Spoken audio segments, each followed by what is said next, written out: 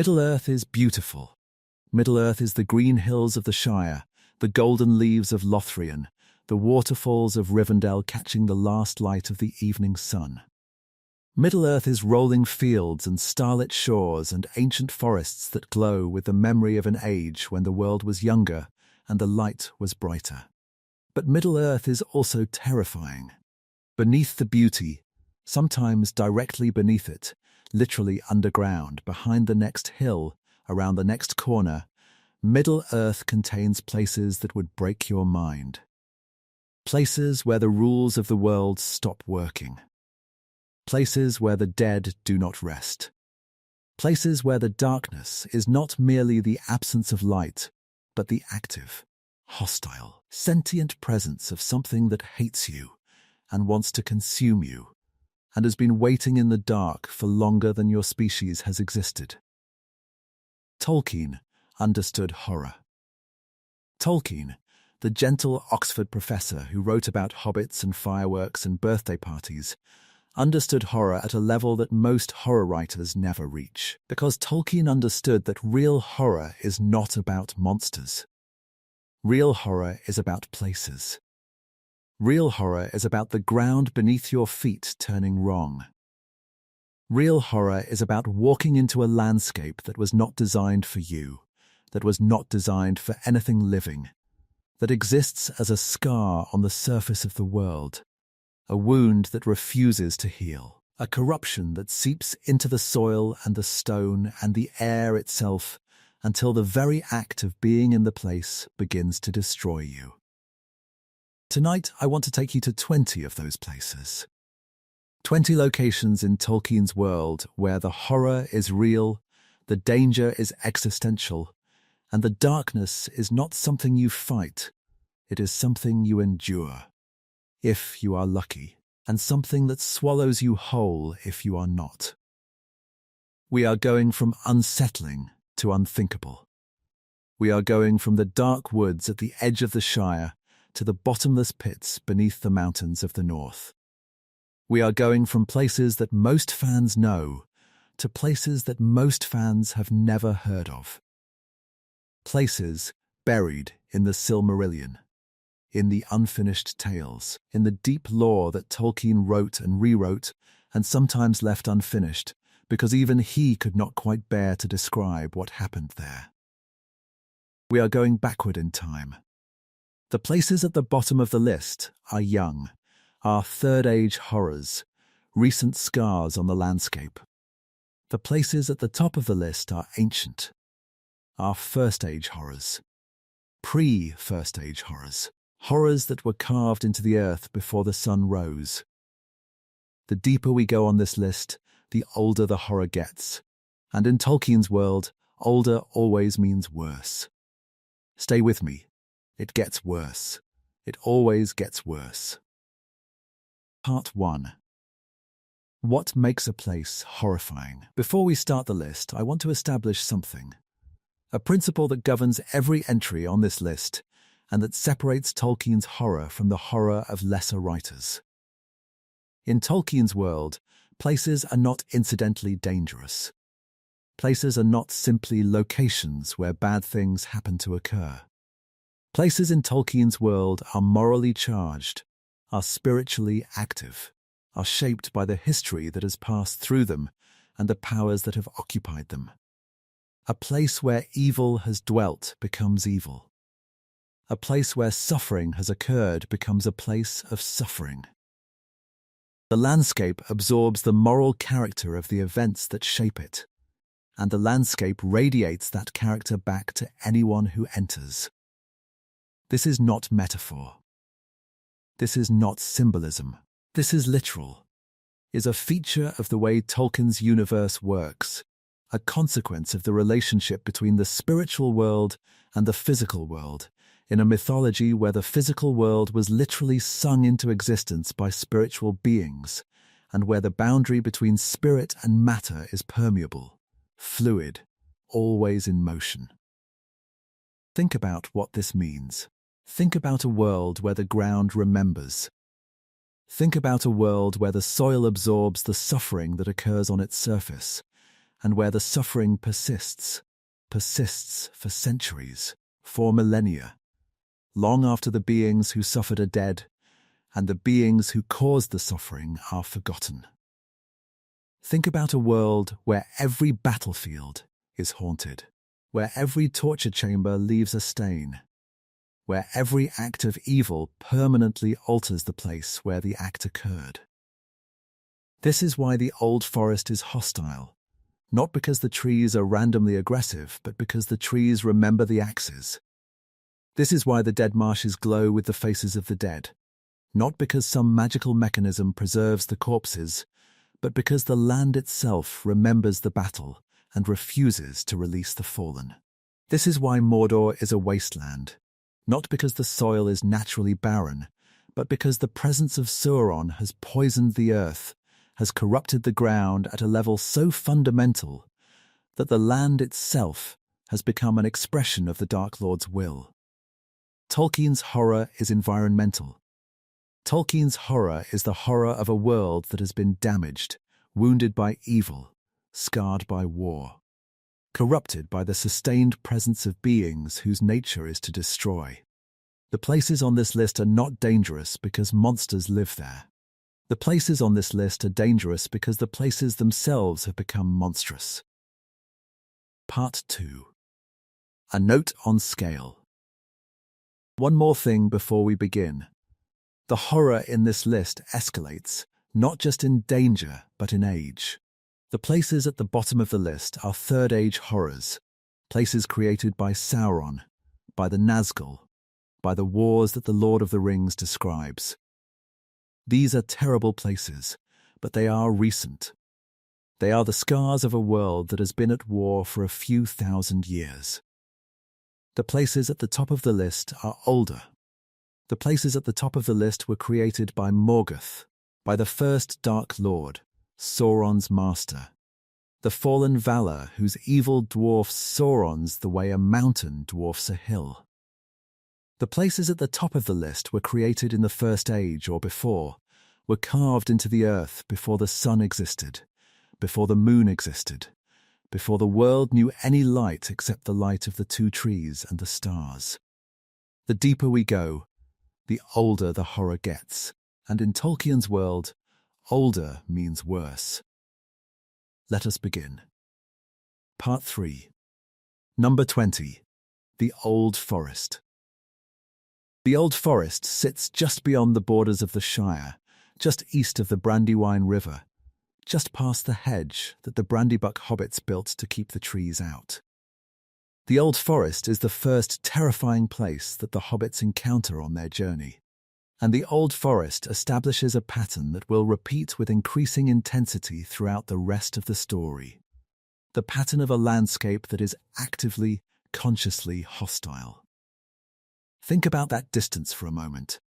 The Old Forest is right there, is literally on the Shire's doorstep, separated from the most peaceful place in Middle-earth by a river and a hedge. The hobbits of Buckland can see the Old Forest from their windows. The hobbits of Buckland have spent generations building and maintaining the hedge, the great barrier that runs along the forest's border, keeping the trees out, preventing the forest from reclaiming the land that the hobbits cleared centuries ago. The hedge is not a precaution against a distant threat. The hedge is a wall against an enemy that is pressing against it every day, every night, with the slow, relentless, vegetative patience of a forest that has been trying to cross the river and swallow the Shire for as long as the hobbits have lived there. The trees of the Old Forest are aware. The trees watch. The trees shift, literally shift, moving their roots, rearranging their branches, redirecting the paths so that travellers who enter the forest are funneled toward the Withywindle Valley, toward the dark heart of the woods where Old Man Willow waits. This is what makes the Old Forest horrifying, not its danger, which is moderate compared to what comes later, but its intention. The Old Forest is not passively dangerous the way a cliff is dangerous or a river is dangerous. The Old Forest is deliberately dangerous. The trees of the Old Forest are choosing to hurt you. The trees are making decisions, strategic decisions, navigational decisions, the kinds of decisions that require awareness and memory and the ability to coordinate with other trees across miles of woodland. The hobbits experience this firsthand. Frodo, Sam, Merry, and Pippin enter the old forest expecting a difficult hike through thick woodland. What they get is a trap. The trees steer them. The paths close behind them.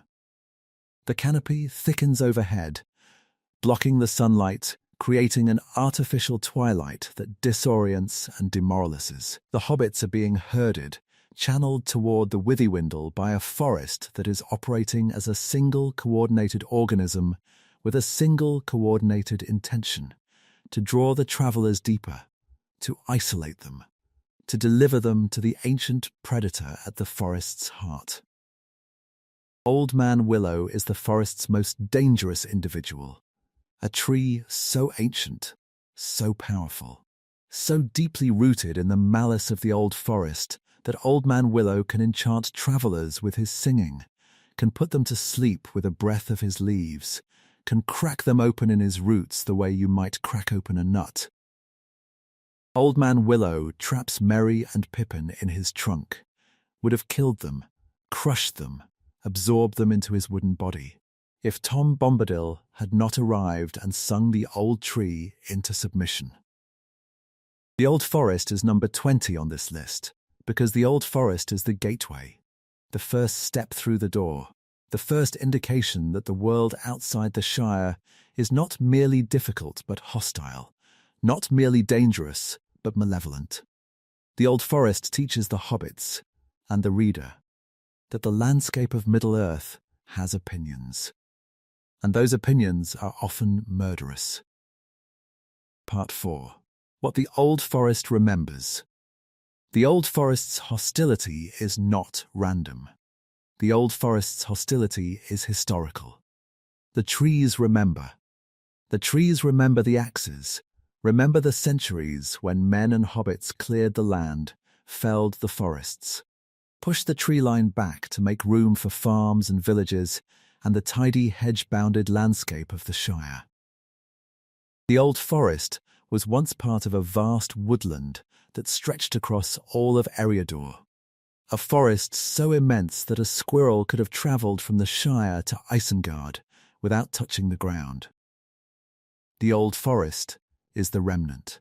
The Old Forest is the last surviving piece of the Great Wood, and the Old Forest's hostility is the hostility of a survivor, the rage of a being that watched its kin destroyed and that has been nursing its grudge for millennia.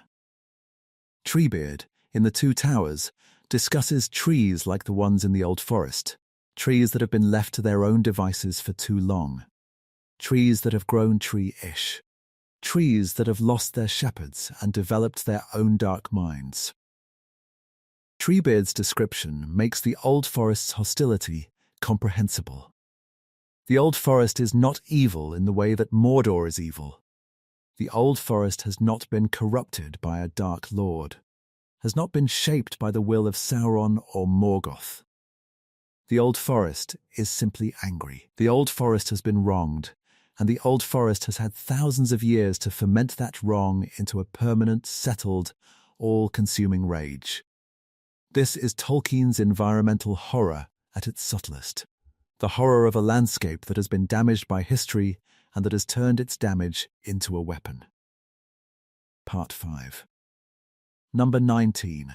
Fangorn Forest. Fangorn Forest is not evil. I want to be clear about that. Fangorn Forest is not corrupted, is not malevolent, is not operating under the influence of any Dark Lord. Fangorn Forest is on the list because Fangorn Forest is terrifying in the way that the deep ocean is terrifying. Terrifying because of what it contains. Terrifying because of its age. Terrifying because entering it means entering a place where the rules of the world you understand do not apply. Fangorn is the oldest forest in Middle-earth. The trees of Fangorn have been growing since before the sun rose. The trees of Fangorn remember the starlight, remember the ancient darkness, the time when the world was lit only by stars and the two trees of Valinor, the time before the first sunrise, the time when darkness was the world's natural state and light was the exception. Think about what that means. Think about a tree that remembers a time before sunrise. Think about a living organism that has been standing in the same place, growing, watching, accumulating memory, for so long that its earliest memories are of a world without daylight. The trees of Fangorn are not old the way an oak in your backyard is old. The trees of Fangorn are old the way a mountain is old on a geological scale, old in a way that makes human time frames meaningless, old in a way that should not be possible for anything that is alive. The forest is aware. Not in the coordinated, malicious way that the old forest is aware, Fangorn's awareness is slower, deeper, more geological. Walking into Fangorn is like walking into a cathedral that is thinking about you. The trees are not hostile, not automatically, not by default. The trees are watching. The trees are deciding. The trees are assessing you with a patience that spans millennia, and the assessment could go either way. Aragorn warns the others before they enter. Aragorn, who has walked across most of Middle-earth, who has faced the Nazgul and the Orcs and the wilderness, Aragorn treats Fangorn with caution. Legolas, who is a wood elf, who has lived among trees his entire life, Legolas feels the difference between Fangorn's trees and the trees he knows. Even these are ancient beyond his experience. Even these are something that his centuries of forest living have not prepared him for. Gimli and Legolas feel it. Aragorn feels it. Even Gandalf, who enters Fangorn as Gandalf the White, as a being of immense spiritual authority, a Maya wearing a body of enhanced power, even Gandalf treats Fangorn with respect. Gandalf does not stride through Fangorn casually. Gandalf moves through Fangorn the way a wise swimmer moves through shark-infested water, carefully, respectfully, with a constant awareness that the thing you are swimming through is more powerful than you. The Huorns are the horror of Fangorn made mobile. The Huorns are trees that have become partly Entish, or Ents that have become partly tree-ish. Beings that exist somewhere on the spectrum between ancient tree and ancient creature. The Huorns are what happens when a forest gets angry enough to move. At the Battle of Helm's Deep, the Huorns swallow an entire army of Uruk-hai, 10,000 warriors consumed in a single night, absorbed into the darkness of the trees, leaving nothing behind but crushed armor and silence. Fangorn is not evil, but Fangorn does not care whether you live or die, and in Tolkien's world, indifference from something that old and that powerful is a form of horror all its own. Part 6. The Roots of Fangorn. There is a detail about Fangorn that most fans miss, a detail that transforms the forest from merely ancient to genuinely disturbing. The roots go deep. Treebeard tells Merry and Pippin that the roots of Fangorn's oldest trees extend downward into passages and tunnels that connect to the deep places of the earth, to caverns, to underground rivers, to networks of stone corridors that were never carved by any hand. The roots of Fangorn reach into the darkness beneath the mountains, into the spaces where the dwarves have never delved, into the places where things live that have never seen the sun. Treebeard does not describe these things. Treebeard acknowledges them, acknowledges that the deep places exist, that the roots know things that the canopy does not, that the forest has a relationship with the underground world that is older than any Ent and darker than any memory. The acknowledgement is enough. The acknowledgement tells us that Fangorn is not merely a forest, but a bridge. A living bridge between the surface world and the deep world, between the sunlit realm of trees and birds and the lightless realm of stone and silence, and the things that dwell in the foundations of the earth. The horror of Fangorn is vertical. The horror of Fangorn is the knowledge that the trees above your head are connected, through their roots, to something below your feet, and that the something is old and dark and aware. Part 7. Number 18. The Barrow Downs. The Barrow Downs are the most underrated horror location in The Lord of the Rings, the place that the films skip entirely. The place that most casual fans have never encountered. The place where Tolkien wrote some of the most genuinely terrifying prose in the entire mythology. The Barrow Downs are the burial mounds east of the Old Forest, the ancient graves of the kings and princes of Cardolan, the Nadain lords who ruled the Northern Kingdom before the wars with Angmar destroyed it. The mounds are green and grassy, covered with flowers in summer, looking from a distance like nothing more than gentle hills on a quiet landscape. The Barrow Downs are haunted. The Barrow-wights, evil spirits sent by the Witch King of Angmar to inhabit the mounds and desecrate the graves of the Dunedain, occupy the burial chambers. The wights are not ghosts. The wights are not the spirits of the dead kings. The wights are alien presences, spirits from Angmar, cold intelligences placed in the barrows by the chief of the Nazgul to corrupt the resting places of his enemies and to prey on anyone foolish enough to wander among the mounds. The hobbits wander among the mounds. And the Barrow Downs swallow them. Part 8.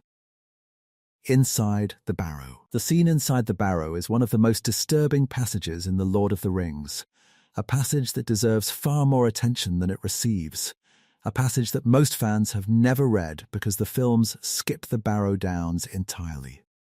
Frodo wakes in darkness. Frodo wakes lying on his back, on cold stone, in a chamber that he does not recognize. The air is cold, not the cold of winter, not the cold of a deep cellar, but the cold of death, the cold of a place where warmth has been deliberately, systematically, permanently removed. The cold is alive, the cold has intention. The cold is reaching for Frodo, wrapping around him, pressing against his skin with the intimate, probing insistence of a predator's tongue. The cold is not merely physical, the cold is spiritual, is the cold of the undead, the cold that the wights generate by their very presence, the cold that emanates from beings who have no warmth of their own and who draw warmth from the living the way a black hole draws light from the surrounding space. The cold is consumption. The cold is the wight's hunger, the hunger for the warmth that the wight cannot produce, the warmth that the wight can only take from the bodies of the living who are foolish enough to enter the barrow. Frodo's companions are laid out beside him. Merry, Pippin and Sam are lying on the stone slab, arranged in the posture of the dead, dressed in the white robes of burial, their heads turned northward in the ancient manner of the kings of Cardolan. Gold chains have been draped across their necks. Ancient swords have been placed at their sides. The wight has prepared the hobbits for burial, has dressed them in the grave clothes of the dead kings, has arranged them on the slab as though they were corpses ready for interment. The preparation is the horror. The wight has not simply captured the hobbits. The wight has ritualized the capture, has performed a ceremony, has enacted a burial rite, has treated the living hobbits as though they are already dead. The wight is not killing the hobbits. The wight is burying them, is converting them from living beings to dead ones through the performance of a ritual that transforms the living into the dead, simply by treating them as dead. The wight is chanting. In the darkness beyond the light, a voice is speaking, cold words, dead words. Words in a language that Frodo does not understand, but that he feels. The way you feel cold, the way you feel fear, the way you feel the presence of something hostile in a dark room. The chant is a spell. The chant is drawing the hobbits down, pulling them into the world of the dead, into the cold, permanent, unchanging state of death that the White inhabits. Frodo reaches for the barrow blade. Frodo, in a moment of desperate courage, grabs one of the ancient swords that the White has placed beside the hobbits and strikes at the White's hand, the crawling, disembodied hand that is reaching across the stone toward the gold chain on his friends' throats. The hand is severed. The White screams. And then Frodo calls for Tom Bombadil. Tom comes.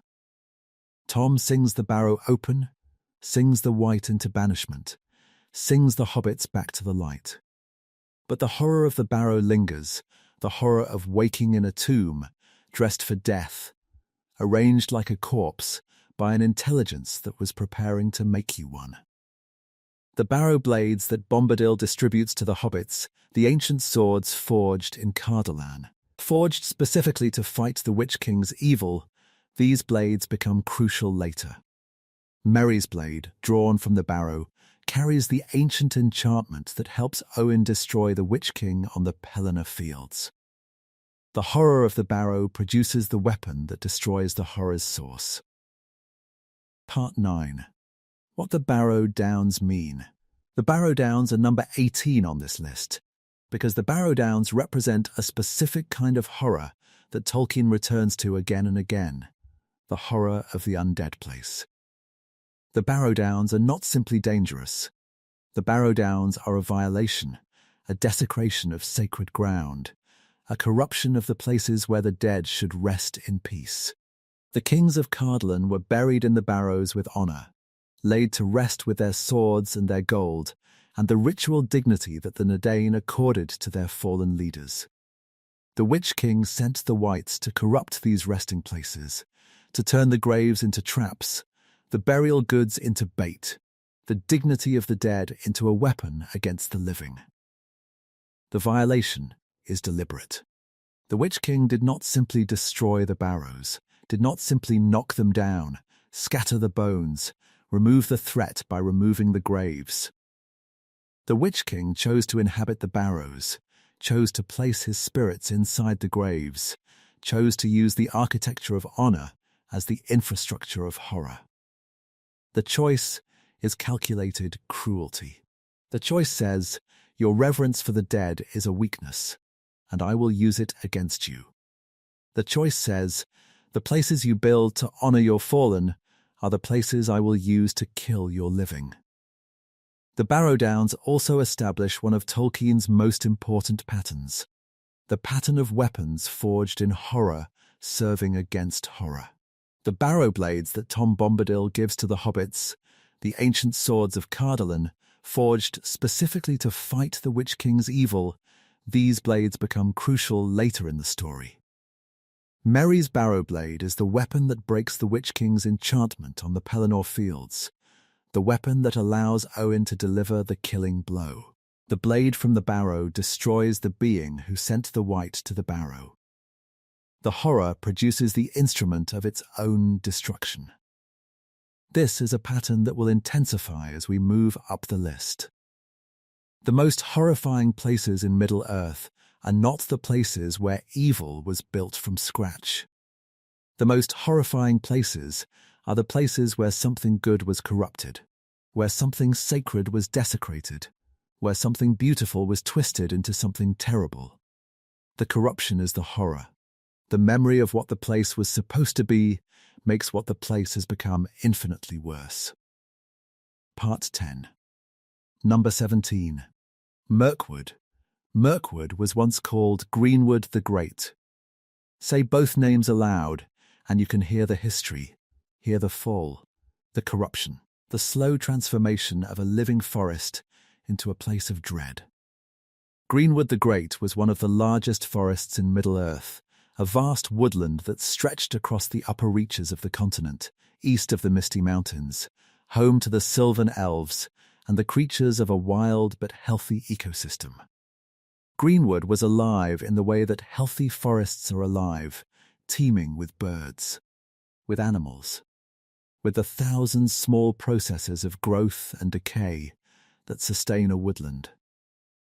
The canopy filtered the sunlight into dappled patterns on the forest floor. The streams ran clear. The paths wound between oaks and elms and beeches that had been growing since before the race of men arrived in Middle-earth. Then the shadow came. Around to 1050, a power settled in the forest's southern reaches, a power that radiated corruption the way a rotting corpse radiates stench. The trees sickened, the light dimmed, the paths darkened, the animals grew hostile or fled.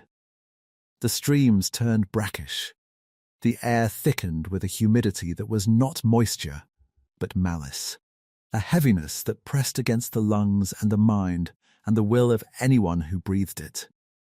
The forest that had been green and great became dark and fearful, and the elves who had lived there for centuries began to retreat northward, pulling back from the spreading shadow like healthy tissue, retreating from an infection.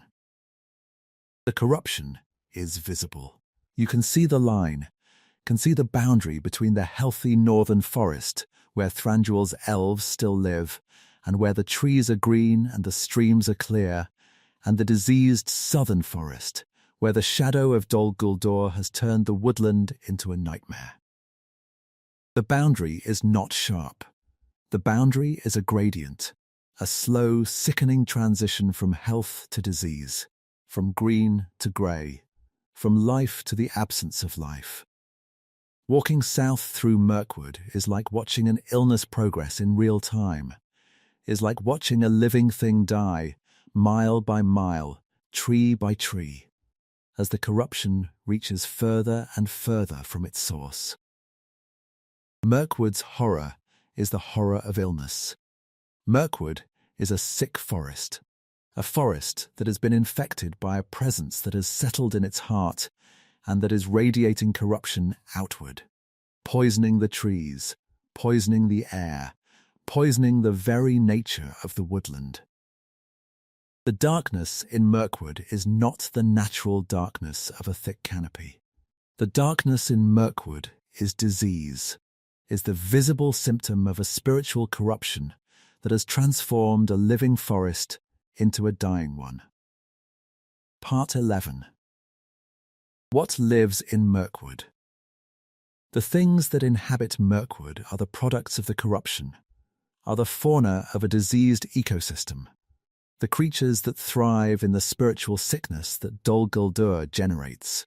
The spiders are the most visible horror.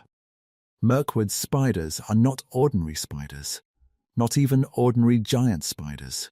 Mirkwood's spiders are the offspring of Ungoliant's brood, lesser kin of Shelob, carrying the bloodline of the primordial darkness that devoured the two trees of Valinor.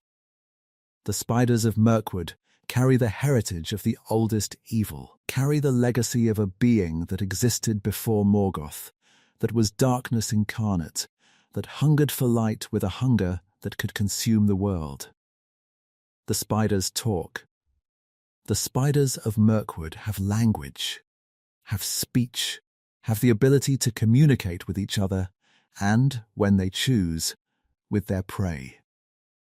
The talking is the horror. The talking transforms the spiders from animals into beings, into intelligences, into creatures that can think and plan and coordinate, and that choose to hunt and kill not from instinct but from decision.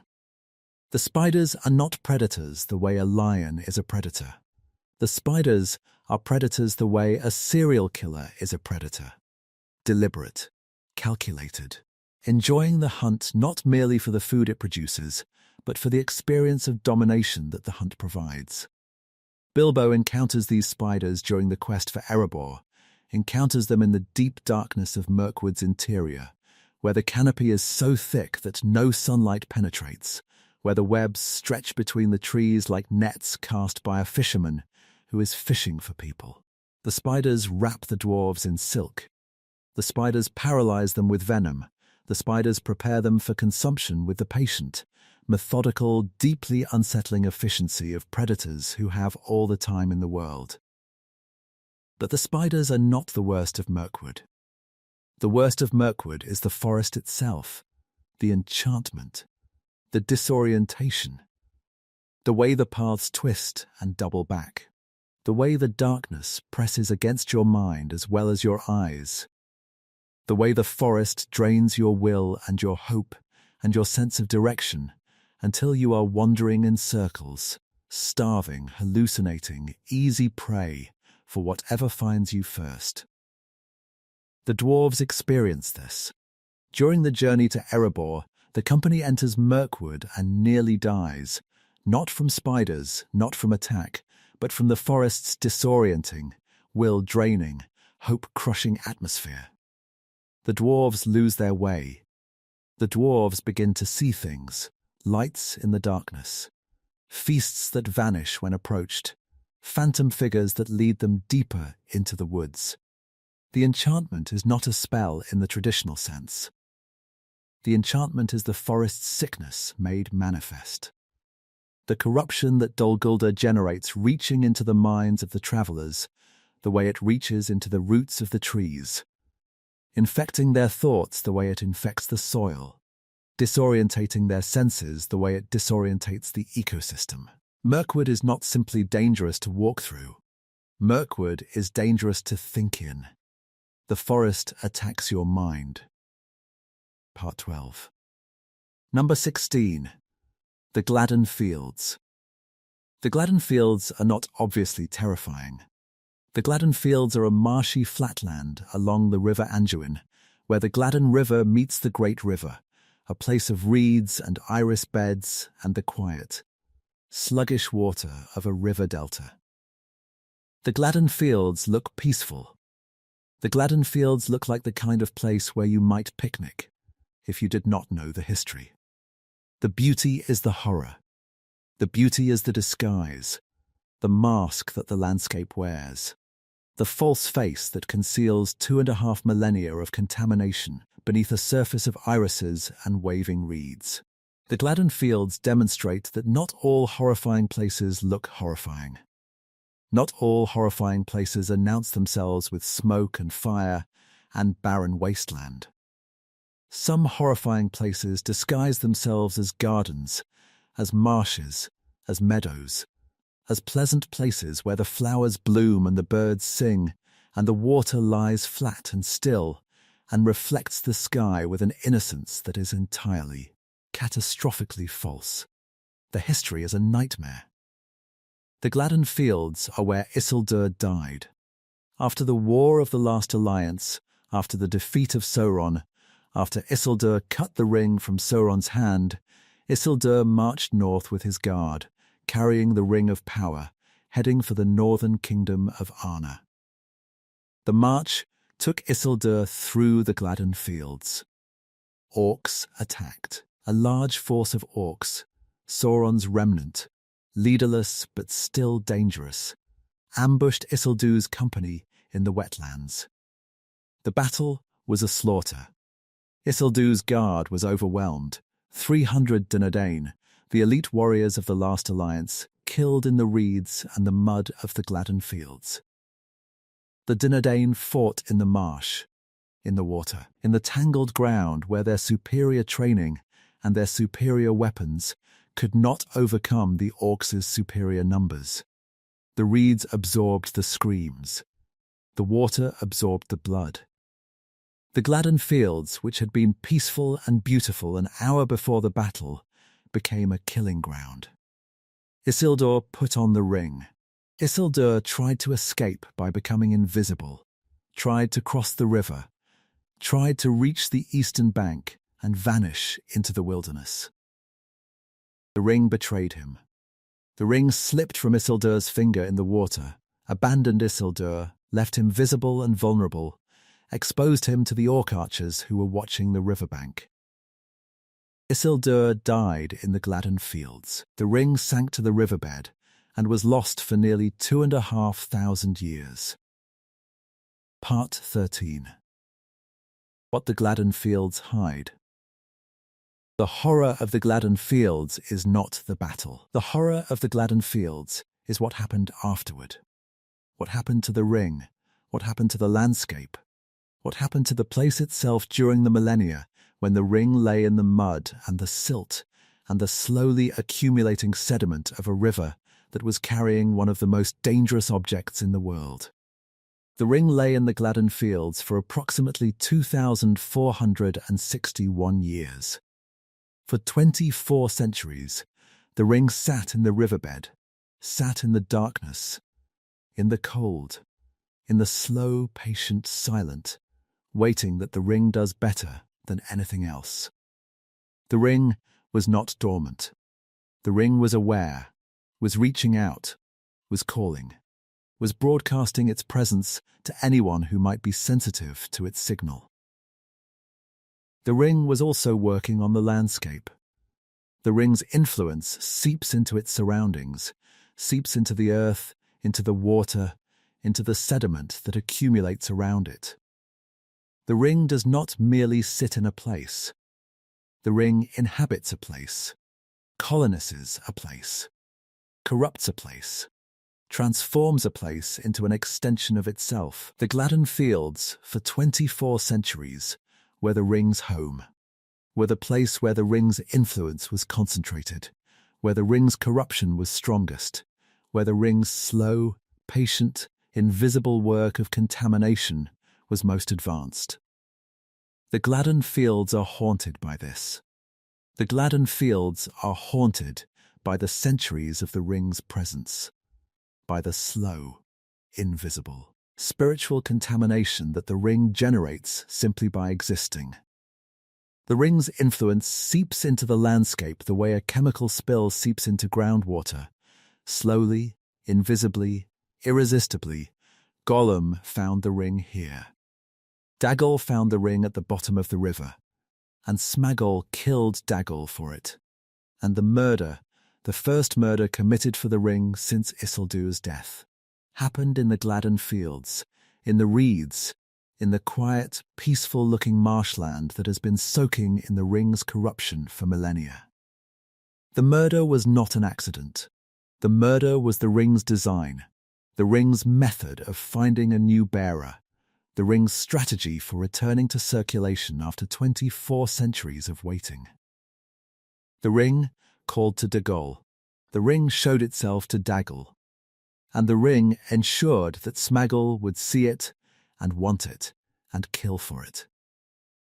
The Gladden Fields are number 16 on this list because the Gladden Fields represent the horror of contamination, the horror of a place that looks peaceful but that has been silently poisoned by something invisible, something patient, something that has been radiating corruption for longer than most civilizations have existed.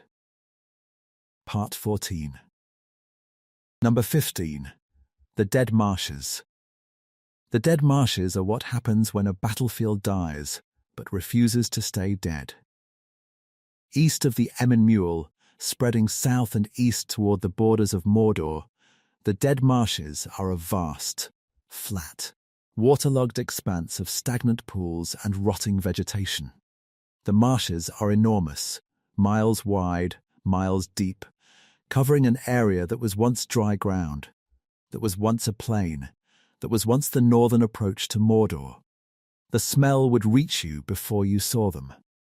The dead marshes produce a stench, the stench of stagnant water, of decaying vegetation, of the slow, wet, endless process of organic matter breaking down in a landscape where nothing is fully alive and nothing is fully dead.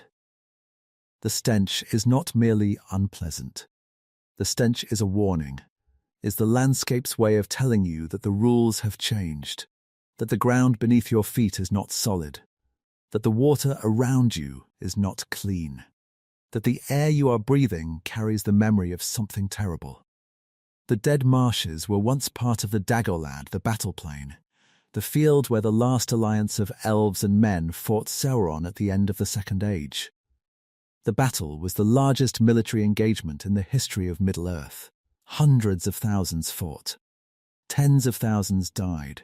The dead were so numerous that the burial was incomplete, that the field could not absorb all the fallen, that the dead were left where they fell, in armor with their weapons in the mud and the blood and the wreckage of the greatest battle the world had ever seen.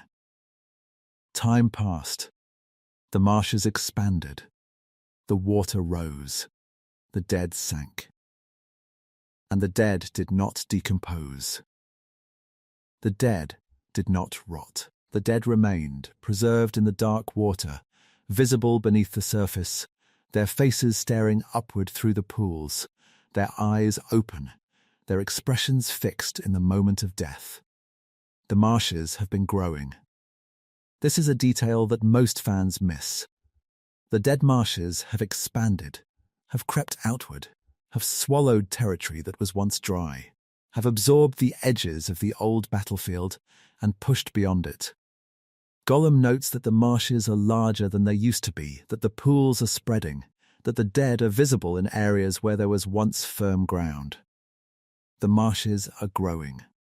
The marshes are consuming the landscape the way a wound consumes healthy tissue, slowly, relentlessly, one pool at a time, one face at a time. Part 15. The Faces in the Water. Gollum leads Frodo and Sam through the dead marshes on their way to Mordor. The passage through the marshes is one of the most genuinely horrifying sequences in The Lord of the Rings, a sequence that builds its horror not through action or danger, but through atmosphere, through the slow, relentless, psychologically devastating experience of walking through a landscape of the dead. The route is treacherous. Gollum leads the hobbits along a narrow, winding path that threads between the pools, a path that only Gollum knows, a path that changes with the weather and the water level, a path that is sometimes solid and sometimes not. The hobbits walk single file, placing their feet exactly where Gollum places his, trusting the wretched creature to guide them through a landscape where a single wrong step could plunge them into the dark water and the dead faces below. The faces are everywhere. Beneath every pool, in every stretch of dark water, the dead are visible. Elves, men, orcs, the fallen of both sides, lying in the water with their armor rusting and their weapons corroding and their faces staring up at the sky they will never see again. The faces are perfectly preserved. The faces are recognizable as individuals, as people, as beings who were alive and are now dead and are somehow still present, still visible, still watching from beneath the water. The mixture is the horror. The dead do not separate by allegiance. The dead do not sort themselves into enemy and ally, good and evil, elf and orc. The dead lie together. The beautiful faces of the elven warriors next to the twisted faces of the orcs, the noble features of the Dadain next to the corrupted features of Sauron's servants. The water does not discriminate. The water preserves all the dead equally, preserves the victors and the vanquished, the righteous and the wicked, the free and the enslaved. In death, in the water, in the marshes, there is no difference. There is only the dead. Gollum warns the hobbits not to look at the lights. The marshes produce lights, cold lights, pale and flickering, that float above the pools and drift through the mist. The lights are the dead's lure. The lights draw travellers toward the pools, draw their eyes downward to the faces beneath the surface, draw them into a trance, a spell of fascination and horror that ends with the traveller falling into the water, sinking beneath the surface, joining the dead in their eternal, waterlogged, undecomposing vigil. Sam nearly falls in. Sam looks at the faces and is seized by the fascination, is drawn toward the water, pulled by the hypnotic power of the dead faces staring up at him. Gollum pulls him back. Gollum, who has crossed the marshes before, who knows the danger, who understands that the dead are reaching for the living with a need that transcends the boundary between death and life. The dead marshes are not a battlefield. The dead marshes are a grave that refuses to close, a mass burial that was never completed. A place where the dead are neither alive nor properly dead but suspended in a state between. Visible, present, watching, Part 16. Why the dead marshes endure. The dead marshes are number 15 on this list because the dead marshes raise a question that Tolkien never answers. And the unanswered question is the horror. Why are the dead preserved? Why, after 3,000 years, are the faces still visible? Why have the bodies not decomposed? What power? What force? What enchantment? What spiritual mechanism? Is keeping the dead intact beneath the surface of the marshes? Tolkien does not say. Gollum does not know.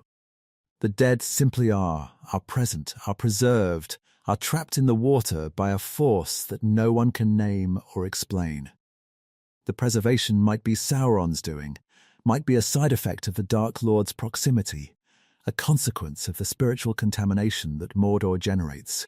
The preservation might be the land's memory, the landscape's refusal to forget the battle, the ground's inability to absorb the scale of death that the last alliance produced. The preservation might be something else entirely, something older, something deeper, something connected to the fundamental nature of death in Tolkien's world, and the way that violent death distorts the relationship between the physical world and the spiritual world. The answer does not matter. The horror is in the mystery. The horror is in the not knowing, in the experience of walking through a landscape of the visibly dead without understanding why the dead are visible, without understanding what is keeping them there, without understanding whether the force that preserves them is aware, is intentional, is watching you the way the dead seem to be watching you. Part 17. Number 14. The Pits of Isengard. Isengard is a beautiful place that has been made terrible. The Ring of Isengard, the great circular wall that surrounds the Tower of Orthanc, encloses a valley that was once a garden. Trees grew there. Water flowed through channels that the builders had carved to irrigate the grounds. The valley was green and pleasant, a sheltered space at the foot of the misty mountains, where the beauty of the natural world was preserved within the ancient Enmenrian walls. Birds nested in the trees. The grass grew thick and soft. The Ring of Isengard was, for thousands of years, one of the most beautiful walled spaces in Middle-earth. Saruman destroyed it. Saruman tore up the gardens, felled the trees, dammed the river. Saruman replaced the green with black, replaced the grass with ash, the trees with smokestacks, the water channels with drainage ditches that carried the runoff from his forges into the river and poisoned the downstream communities that depended on the water. Saruman dug pits, deep pits, smoking pits, pits that descend into the earth like wounds in the ground, pits where the fires burn day and night, and the forges produce the weapons and the armor that Saruman's Uruk-hai carry into battle. The transformation took decades. The destruction of Isengard's beauty was not sudden, was not the result of a single catastrophic event, but the product of years of deliberate, systematic, incremental destruction. Saruman did not wake up one morning and decide to tear up the garden. Saruman removed one tree, then another. Saruman dug one pit, then another. Saruman replaced one patch of grass with one patch of furnace ash, and then another patch, and then another, until the garden was gone and the wasteland had taken its place. The pits are the horror of industrialization. The pits are Tolkien's nightmare, the nightmare of a man who watched the English countryside destroyed by factories and railways and the relentless, all-consuming machinery of industrial production. Saruman has turned Isengard into a factory.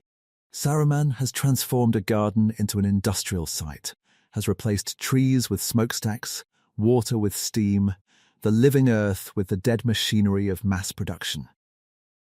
The Uruk-hai are bred in the pits. Saruman's crossbred warriors, the orcs that are larger, stronger, and able to withstand sunlight, are produced in the pits of Isengard, bred in the underground breeding pits that Saruman has carved beneath the valley floor. The breeding is obscene, is the industrial production of life, the factory farming of sentient beings, the reduction of living creatures to a resource to be manufactured and deployed. Part 18. What Saruman built. The horror of Isengard is not supernatural. The horror of Isengard is mechanical, is the horror of a mind that sees the natural world as raw material to be processed, that sees living things as products to be manufactured, that sees beauty as an obstacle to efficiency, and efficiency as the highest value. Saruman has built a war machine. The pits produce weapons. The forges produce armor. The breeding pits produce soldiers.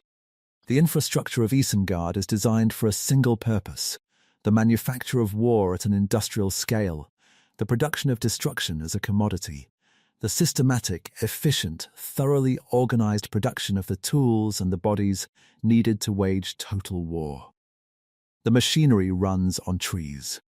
Saruman's orcs have been cutting down the ancient forests around Isengard, felling the trees of Fangorn's outer reaches, dragging the timber to the pits, feeding the furnaces with the bodies of trees that were growing when the world was young. The fuel for Saruman's war machine is the natural world itself, the living, ancient, irreplaceable natural world, fed into the furnaces piece by piece, consumed and transformed into weapons and smoke and ash. Treebeard sees this. Treebeard sees the stumps, sees the destruction, sees the smoke rising from the pits where the trees are being burned.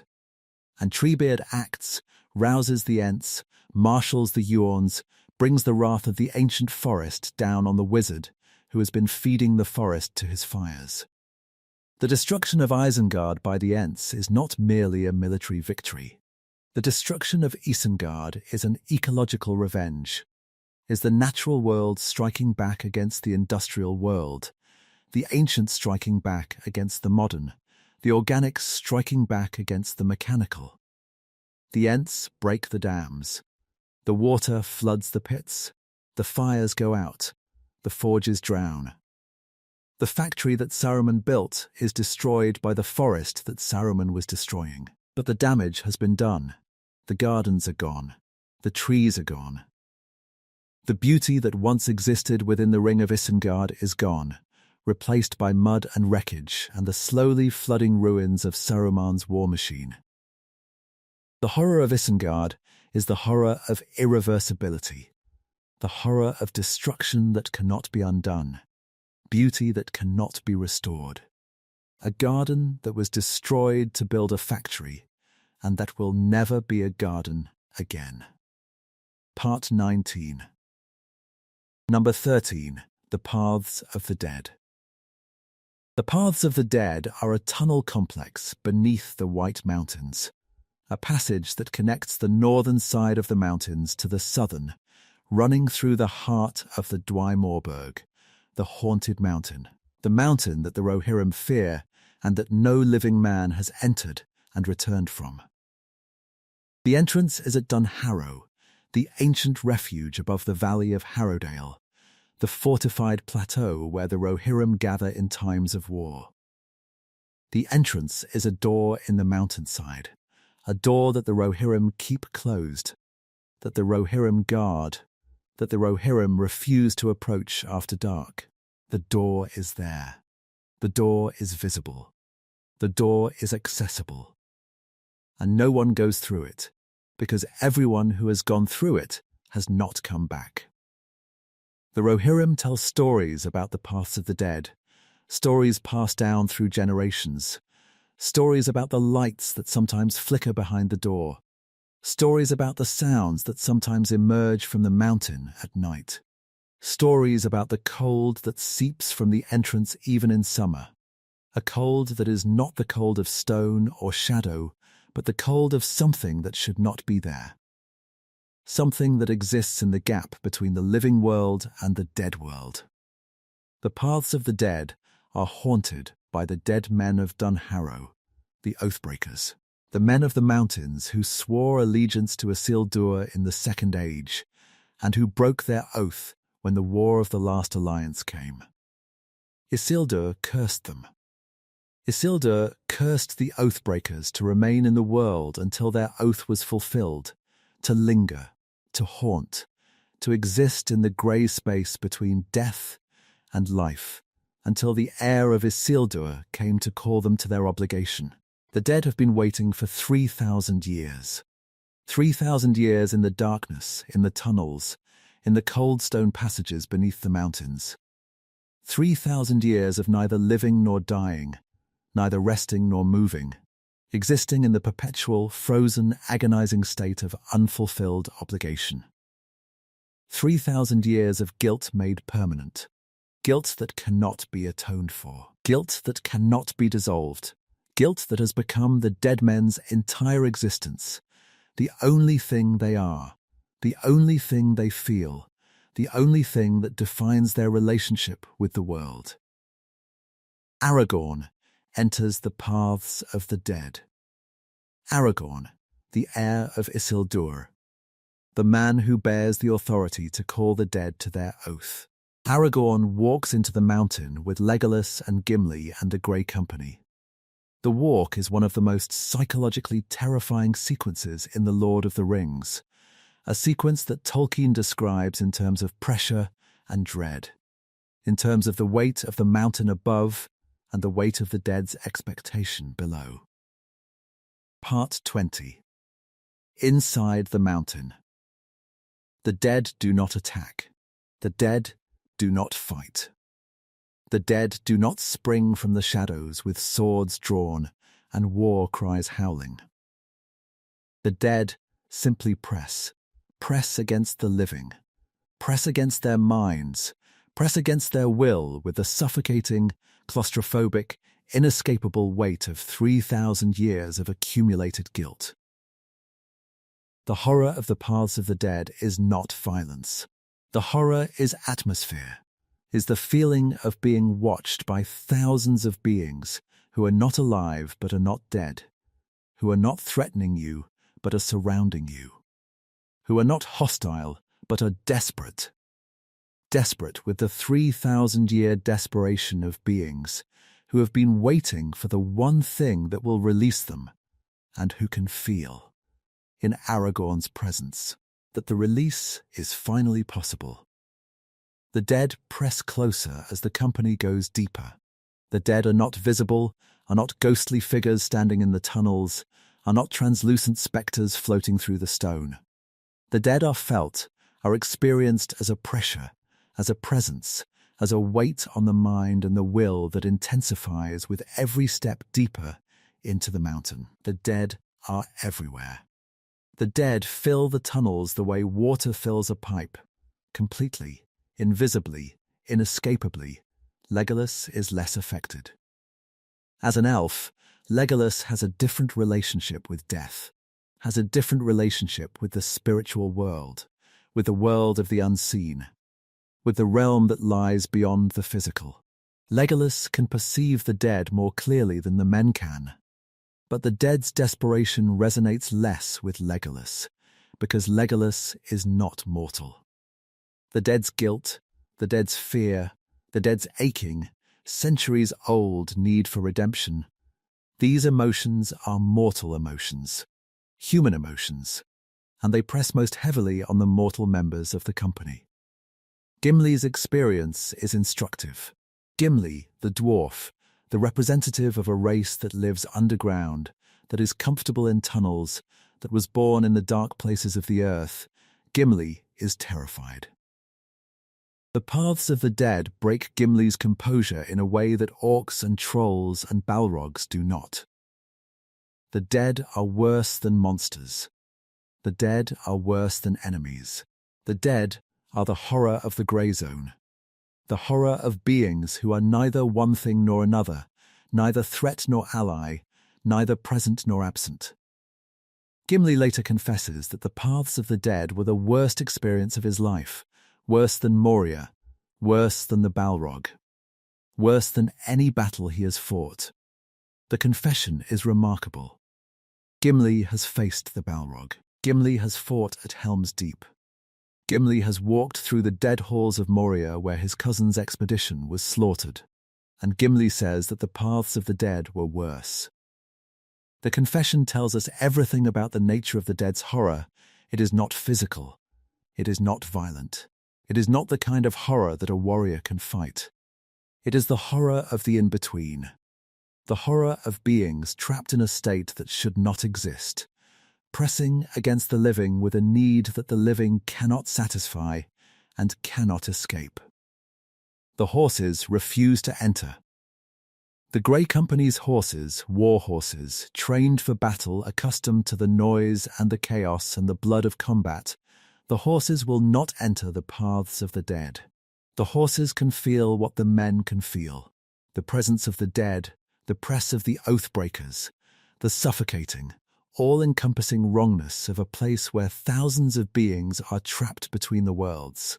The horses must be blindfolded and led by hand, and even then the horses tremble and sweat and fight the reins. Part 21. Number 12. Dol Guldur. Dol Guldur, the Hill of Sorcery. The fortress in southern Mirkwood, the stronghold where Sauron hid for 2,000 years while the world forgot him. Dol Guldur is terrifying, because Dol Guldur is a place of deception, a fortress whose entire purpose is concealment, a stronghold whose primary function is to hide the identity of its occupant. For nearly 1,000 years, the wise debated the nature of the power in Dol Guldur. Was the necromancer a rogue Nazgul, a surviving Balrog, an evil Maya of unknown origin?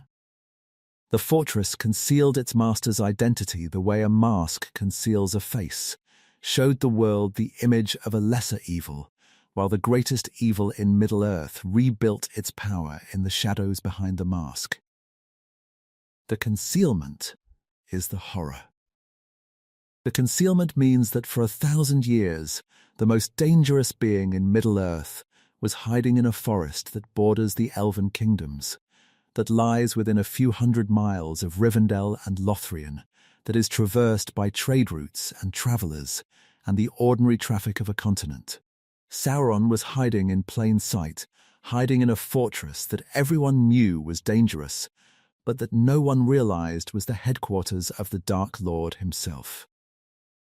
The world's greatest enemy was operating from a location that the wise could see, could monitor, could discuss at their councils, and no one knew it was him. Gandalf entered Dol Guldur twice. The first time, in Tar 2063, Gandalf's reconnaissance drove the necromancer away, forced Sauron to abandon the fortress temporarily, to retreat into the east, to wait while Gandalf's suspicions faded and the watchful peace dulled the wise's vigilance.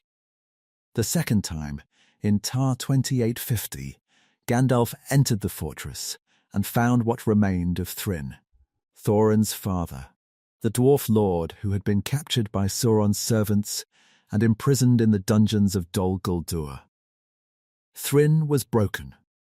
Thryn was a shell, a creature that had been tortured until his mind was gone, a being that was recognizable as a dwarf only by his physical form.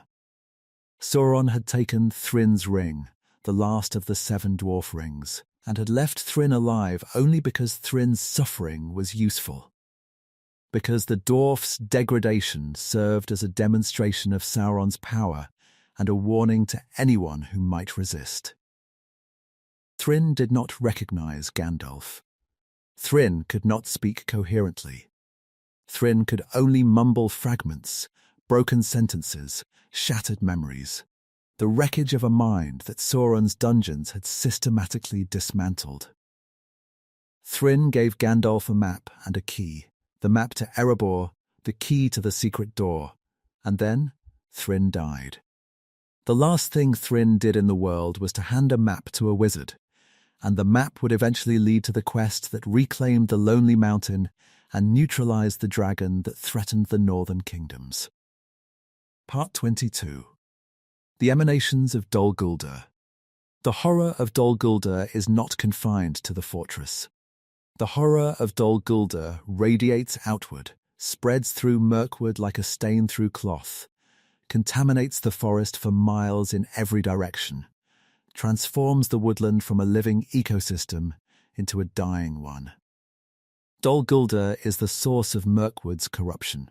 The darkness that turned Greenwood into Mirkwood emanates from this fortress, radiates from the Hill of Sorcery in waves of spiritual corruption that sicken the trees, breed the spiders, darken the air, and drain the will of anyone who enters the forest's southern reaches.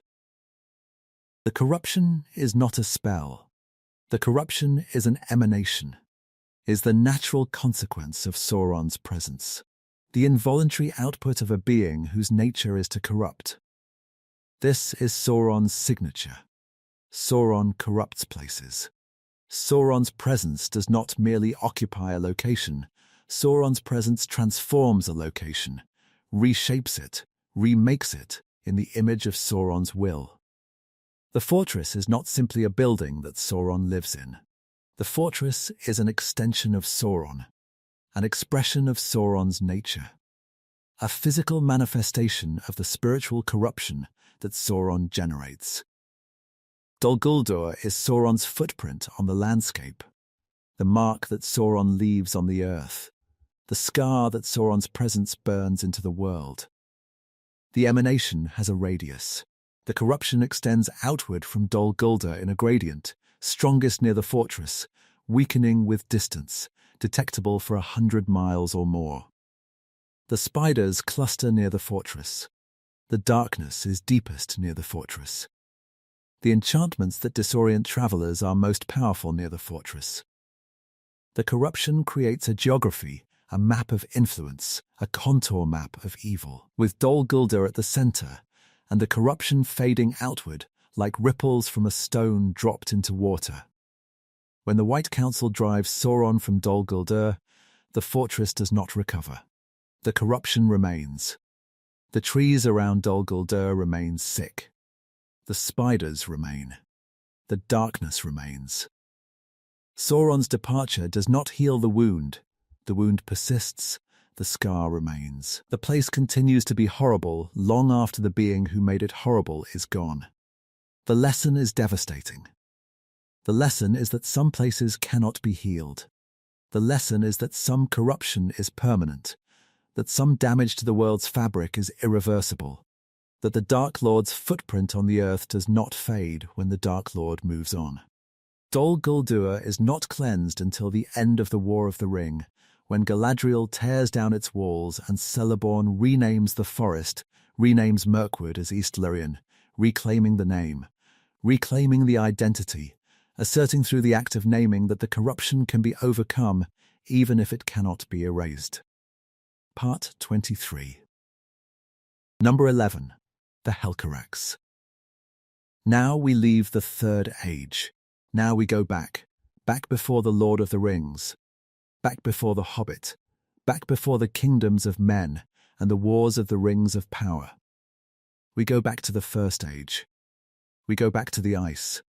The Helcarax, the grinding ice, is the frozen strait that once connected the blessed realm of Aman to the northern reaches of Middle-earth. The Helcarax is a bridge of ice, a narrow, shifting, impossibly dangerous passage across the frozen sea that separates the world of the Valar from the world of mortals. The Noldor crossed the Helcarax. After the kinslaying at Alqualond, after Fëanor and his followers killed the Teleri elves and stole their ships, Fëanor took the stolen ships and sailed to Middle-earth, leaving the rest of the Noldor behind. Then Fëanor burned the ships. Fëanor burned the stolen ships on the shore of Middle-earth, lighting fires that were visible across the sea, sending a message to the Noldor he had abandoned: "You are not coming. There are no ships. There is no passage. You have been betrayed." The rest of the Noldor, led by Fingolfin, abandoned by their kinsmen, betrayed by the leader who had promised them passage, the rest of the Noldor crossed the Helcarax on foot. They had no choice. They could not go back, could not return to Valinor, where the Valar would judge them for the kinslaying, where the blood of the Teleri stained their hands and their honor. They could not stay, could not remain on the shores of the sea, stranded between a home they could not return to and a destination they could not reach. The only way forward was the ice. The crossing was a nightmare. The ice was not stable, was not a solid surface but a shifting, cracking, constantly moving mass of frozen seawater that split apart without warning, that opened crevasses beneath the feet of the walking elves, that swallowed entire companies into the freezing water below. The wind was relentless, a cold that cut through elven cloaks and elven endurance. A cold that froze the breath in the lungs and the tears on the cheeks, and the blood in the veins of the undying. The crossing took weeks, perhaps months. Tolkien does not specify the duration, but the distance and the difficulty suggest a journey of terrible length, a journey during which the Noldor walked through a landscape that was actively trying to kill them, a landscape that offered no shelter, no food, no warmth, no rest from the grinding, marrow-deep, sanity-eroding cold. Eleno died on the Helcarax. Turgon's wife, the mother of Idril, the grandmother of Erendil, fell through the ice and was lost. The loss is enormous, is one of the great personal tragedies of the Silmarillion, a death that haunts Turgon for the rest of his life and that shapes the founding of Gondolin. Elenu is not the only death. Many elves died on the crossing, died of cold, of starvation, of the ice itself, swallowed by a landscape that was not designed for passage and that killed without malice, without intention, with the indifferent, mechanical, utterly impersonal cruelty of the natural world at its most extreme. Part 24.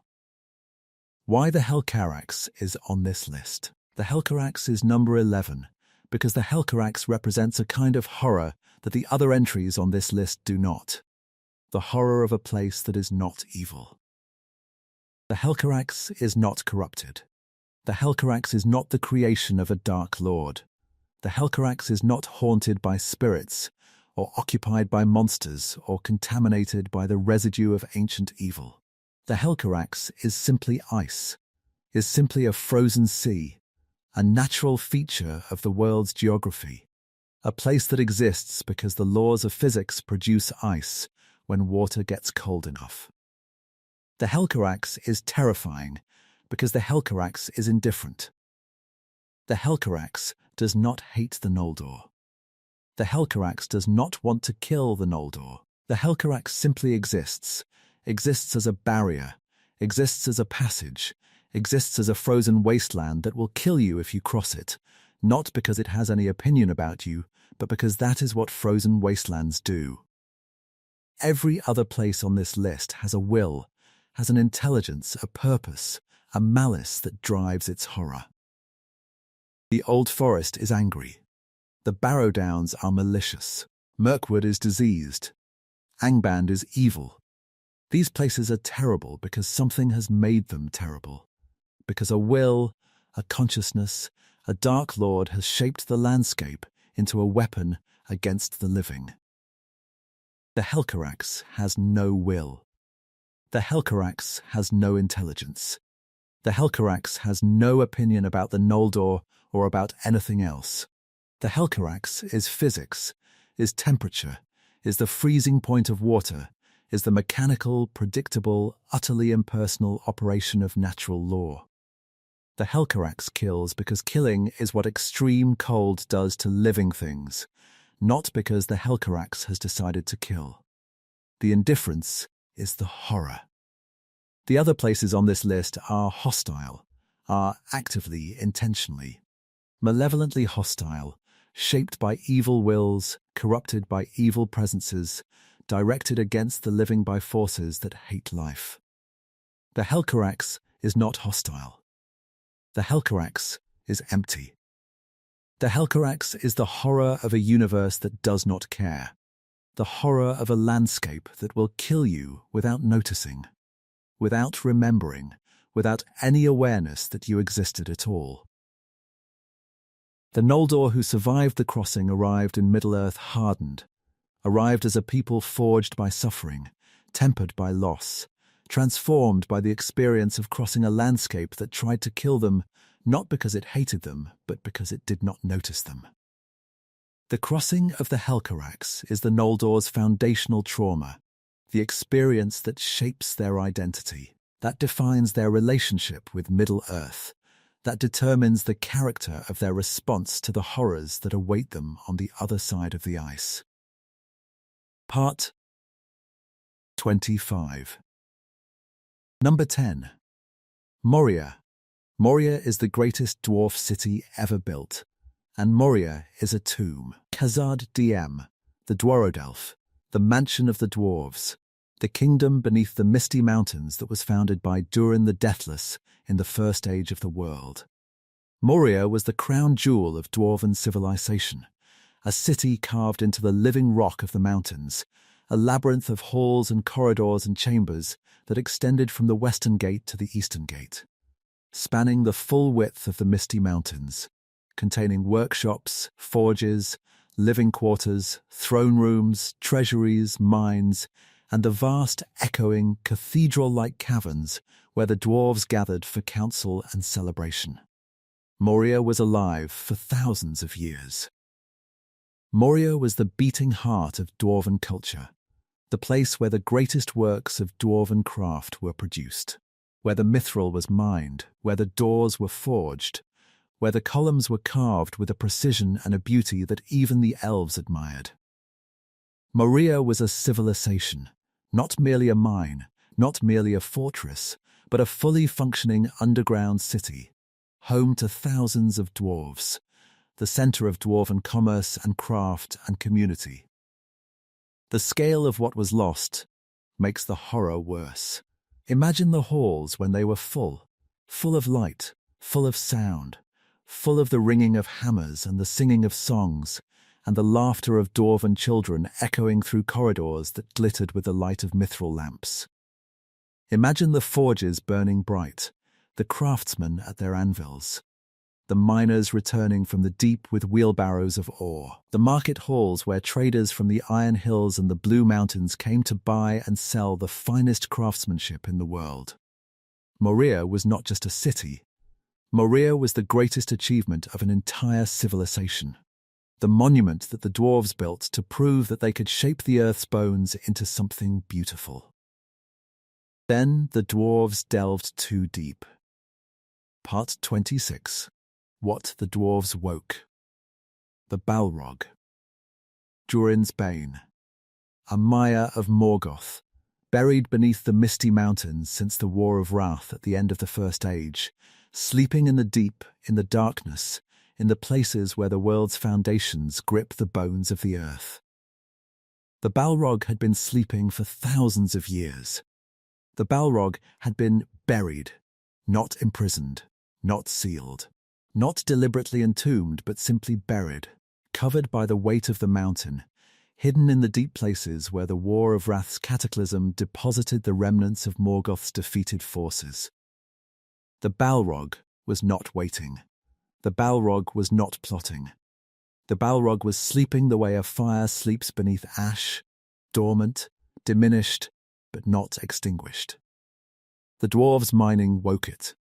The dwarves, digging for mithril, drove their shafts deeper than any dwarf had dug before, drove through the stone, through the rock, through the ancient, undisturbed layers of the earth, until they broke through into a chamber that should have been left sealed.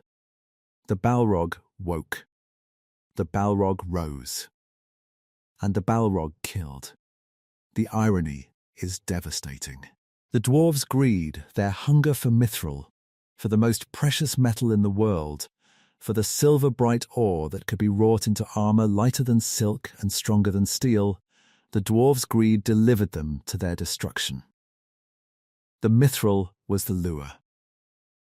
The mithril drew the dwarves deeper, always into the next vein, always into the next chamber, always one shaft further than the shaft before. The mithril was the reason the dwarves dug too deep. The mithril was the bait that led the dwarves to the Balrog's door. Durin the Sixth was the first to die, the king of Moria, slain by the Balrog in the deep places of the kingdom.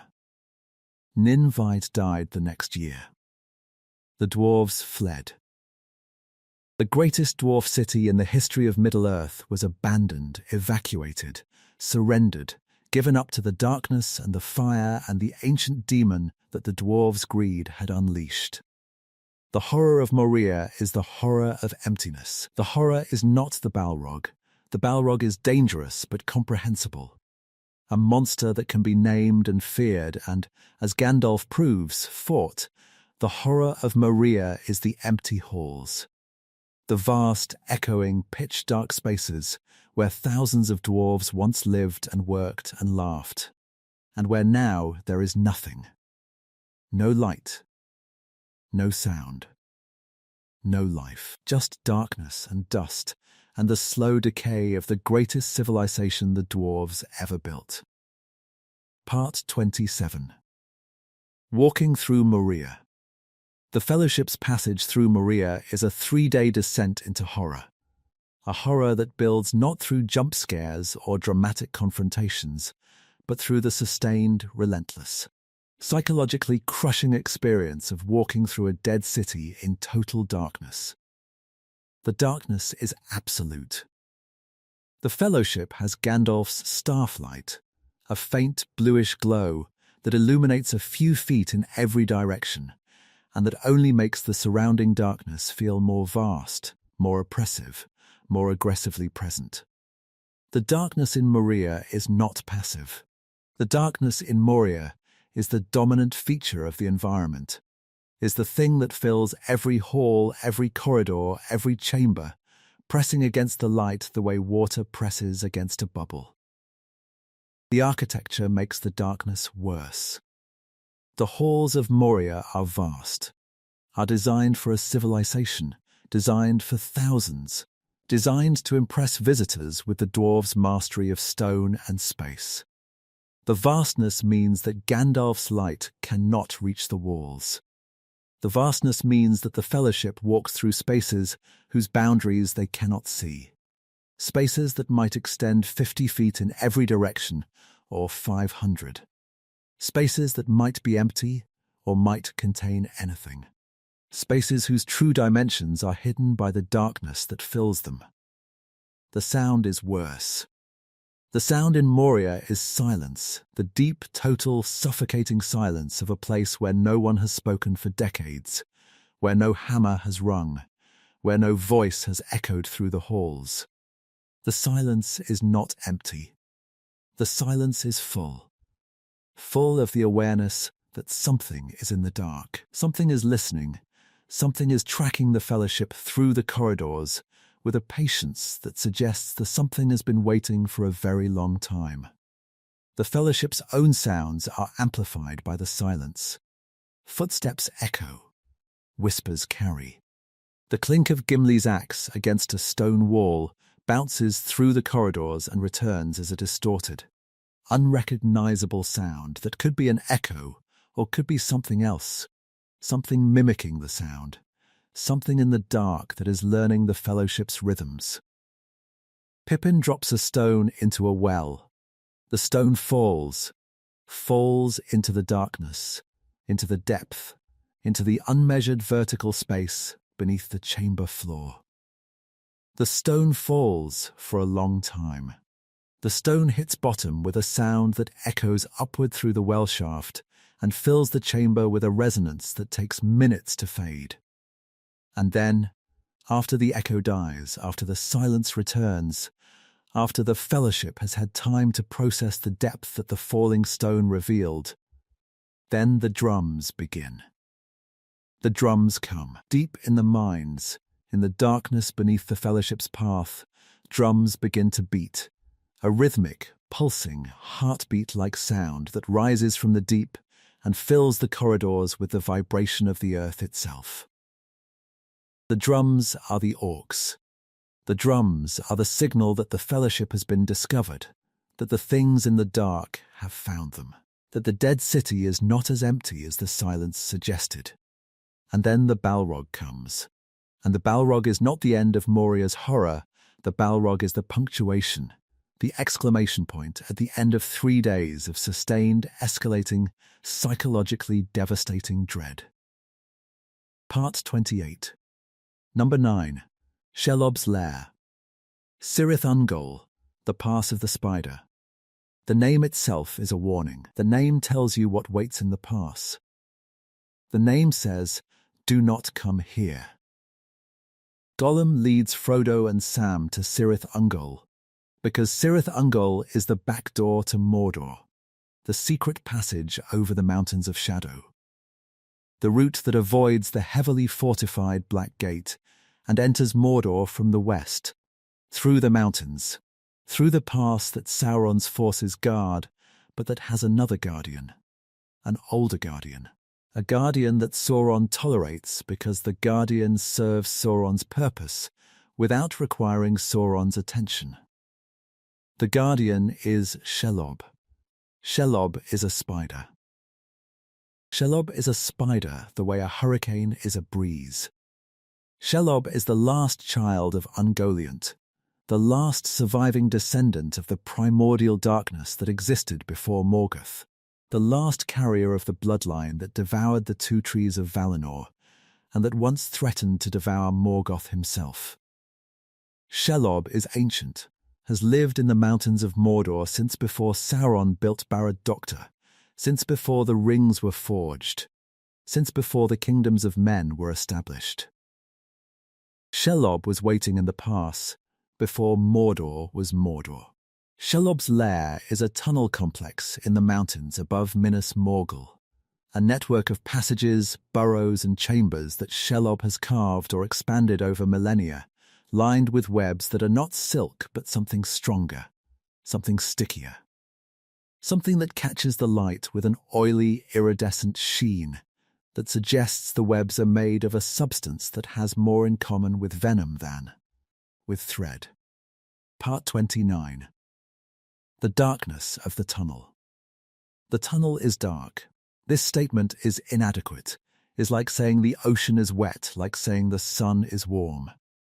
The tunnel is dark in a way that redefines darkness, is dark in a way that attacks the eyes, that presses against the face, that fills the nostrils and the lungs with a blackness so thick that it feels like a substance, feels like something you are breathing, feels like something that is entering your body and filling the spaces where the light used to be.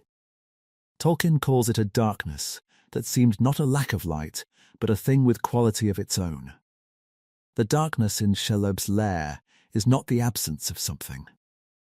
The darkness in Shelob's lair is the presence of something, the presence of Shelob's nature, the emanation of Ungoliant's bloodline, the spiritual signature of a being whose essence is consumption, whose nature is hunger, whose fundamental relationship with the world is the relationship of the devourer to the devoured. The tunnel narrows. The tunnel widens.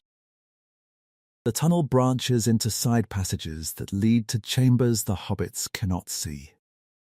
Chambers that might be empty. Chambers that might contain the remains of Shelob's previous meals.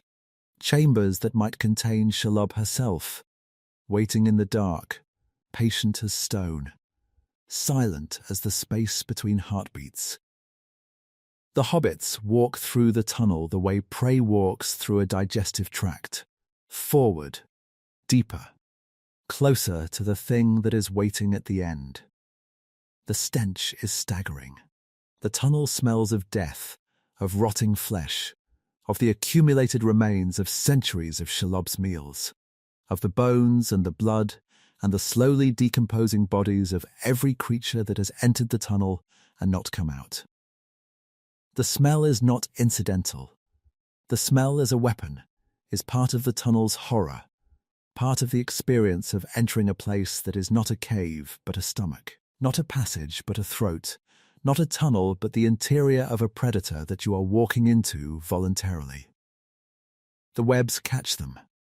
As the hobbits push deeper into the tunnel, they walk into Shelob's webs, into the sticky, impossibly strong, rope-thick strands that Shelob has strung across the passage like tripwires.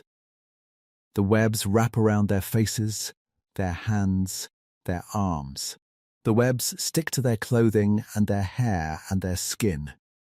The webs are not merely obstructive, the webs are diagnostic, our sensory apparatus, are the mechanism through which Shelob monitors her tunnel. Every vibration in the web tells Shelob where the prey is, how large the prey is, how fast the prey is moving. The hobbits are not merely walking through a tunnel. The hobbits are walking through a web, are being monitored, measured, assessed by a predator who can feel their every step. Frodo uses the feel of Galadriel. The light of Erendil's star, captured in the crystal vial that Galadriel gave Frodo in Lothlorien, blazes in the darkness, and the darkness recoils. For a moment, Frodo can see. For a moment, the tunnel is visible, the walls glistening with moisture, the floor littered with bones, the webs stretching across the passage in layers, thick as blankets, sticky as tar. And in the light, Frodo sees the eyes, multiple eyes, clustered eyes, eyes that are watching him from the darkness beyond the light's reach, eyes that are calculating, assessing, deciding when to strike. Part 30. Why Shelob's lair is worse than it seems. Shelob's lair is number 9 on this list, not because of Shelob herself, though Shelob is terrifying, but because of what the lair represents. Shelob's lair is a trap. The lair is a trap that Sauron knows about and maintains. Sauron uses Shelob as a guard, uses the spider as a living security system, a biological obstacle that prevents unauthorized entry into Mordor through the back door. Sauron feeds Shelob, sends her prisoners, sends her captured enemies, keeps her fed and dangerous and stationed in the pass, where she can intercept anyone who attempts the secret route. The arrangement is obscene. Sauron does not command Shelob. Sauron does not control Shelob. The relationship is transactional. Sauron provides food, and Shelob provides security. The Dark Lord and the Spider exist in a mutual exploitation that is more disturbing than simple domination. Because the mutual exploitation implies that Sauron respects Shelob, that Sauron recognizes in the spider a kindred spirit, that the Dark Lord and the ancient predator understand each other in the way that only beings of fundamental, all-consuming hunger can understand each other. Gollum knows about the arrangement. Gollum has been to Shelob's lair before. Gollum calls Shelob her ladyship, addresses the spider with a deference that is not fear, but worship, the reverence of a broken creature for a being whose appetite mirrors his own. Gollum leads Frodo and Sam to Shelob's lair deliberately, leads them into the trap, delivers them to the spider, betrays the hobbits to the predator with the calculating, self-serving cruelty of a creature that hopes to recover the ring from whatever Shelob leaves behind. The betrayal is the horror, not the spider. The betrayal. The horror of being delivered to a predator by someone you trusted. The horror of walking into a trap that was prepared for you by a guide who promised to lead you safely. The horror of discovering that the path you chose was chosen for you by someone who wanted you dead. Part 31. Number 8. The Daggerlard and the Morannon. The Daggerlard, the battle plane, is the flat, blasted expanse of wasteland that stretches before the Black Gate of Mordor. The Daggerlard is the approach to Sauron's fortress, the final stretch of ground between the free world and the enslaved world. The last miles of earth before the mountains of Mordor close around you like jaws. The Dagorlad is where hope goes to die. The Dagorlad is the landscape of despair, the landscape that tells you with every barren mile that you are approaching something terrible, that the world is getting worse, that the place you are heading toward is not merely dangerous but fundamentally, cosmically, irredeemably wrong. The Dagorlad is a warning written in dirt and stone and the bones of the dead. The Dagorlad says, "Turn back." The Dagorlad says, "You were warned." The Dagorlad has been fought over so many times that the ground itself is exhausted. The last alliance fought here at the end of the Second Age, fought the greatest battle in the history of Middle-earth on this plane, covering the ground with the bodies of elves and men and orcs in numbers that the land could not absorb. Aragorn's army fights here at the end of the Third Age, stands before the Black Gate, and offers battle to Sauron's remaining forces, waiting for the ring's destruction or for their own death. Between these two great battles, smaller battles have been fought. Raids, skirmishes, the constant, grinding, low-level warfare that accompanies the proximity of Mordor, the endless, thankless, exhausting conflict between Sauron's forces and the peoples who live in the shadow of the mountains. The Dagorlad has absorbed so much blood that the soil is permanently stained, is dark, is barren, is incapable of supporting life, because the ground has been saturated with death so many times that the earth itself has given up. No grass grows on the Dagorlad, no trees, no flowers. The plain is a permanent wound in the landscape, a scar that will not heal. A piece of earth that has been so thoroughly destroyed by war that the natural processes of recovery have stopped working. The soil cannot support life because the soil has been mixed with too much blood, too much iron, too many of the chemicals that decomposing bodies release into the ground. The Dagorlad is not merely barren. The Dagorlad is dead, is earth that has been killed, ground that has been murdered, a piece of the world that war has converted from living soil into inert, sterile, permanently hostile dust. The Morannon, the Black Gate, is the Dagorlad's punctuation. The gate is enormous, a pair of iron gates set into the gap between the Ered Lithui and the Ethel Darth, flanked by towers guarded by thousands of orcs, reinforced by the engineering of Sauron's servants. The gate is not merely a gate. The gate is a statement, a declaration that the territory beyond is closed, is forbidden, is the property of a being who does not welcome visitors and who has built his welcome mat out of iron and fortified it with teeth. Part 32. Standing before the gate. The horror of the Dagorlad is the horror of approach, the horror of walking towards something that you know will kill you and that you are walking toward anyway. Aragorn's army marches to the Morannon knowing that they will not win. The army marches knowing that the battle before the gate is a diversion, a sacrifice, a deliberate offering of their lives to draw Sauron's attention from Frodo and Sam. The army marches knowing that victory is not the goal, that survival is not the expectation, that the best they can hope for is that their deaths will buy enough time for 2 hobbits to reach a volcano. The knowledge is the horror. The soldiers know.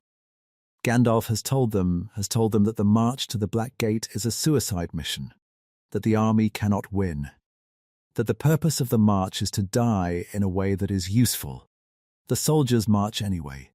The soldiers march because the alternative, staying behind, staying safe, refusing the sacrifice, means abandoning Frodo and Sam.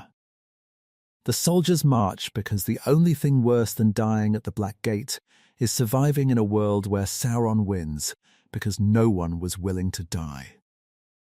The approach is devastating.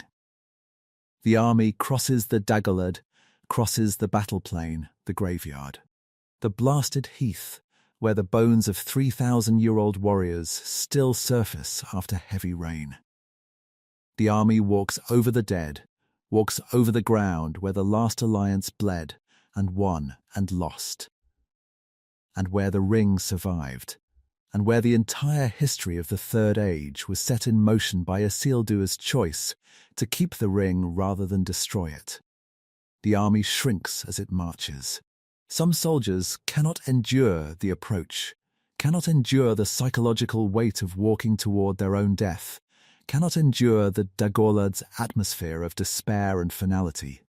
Aragorn dismisses the faint-hearted, sends them to retake Cair-Andros, gives them a lesser mission, a mission that they can survive, a mission that preserves their dignity while acknowledging their limits. The dismissal is not contempt. The dismissal is mercy, is the recognition that not everyone can walk to the Black Gate, that the march demands a courage that exceeds what some men can give. The gate opens. Sauron's army pours out, an army that dwarfs Aragorn's force, an army that surrounds the army of the West the way a hand surrounds a fly.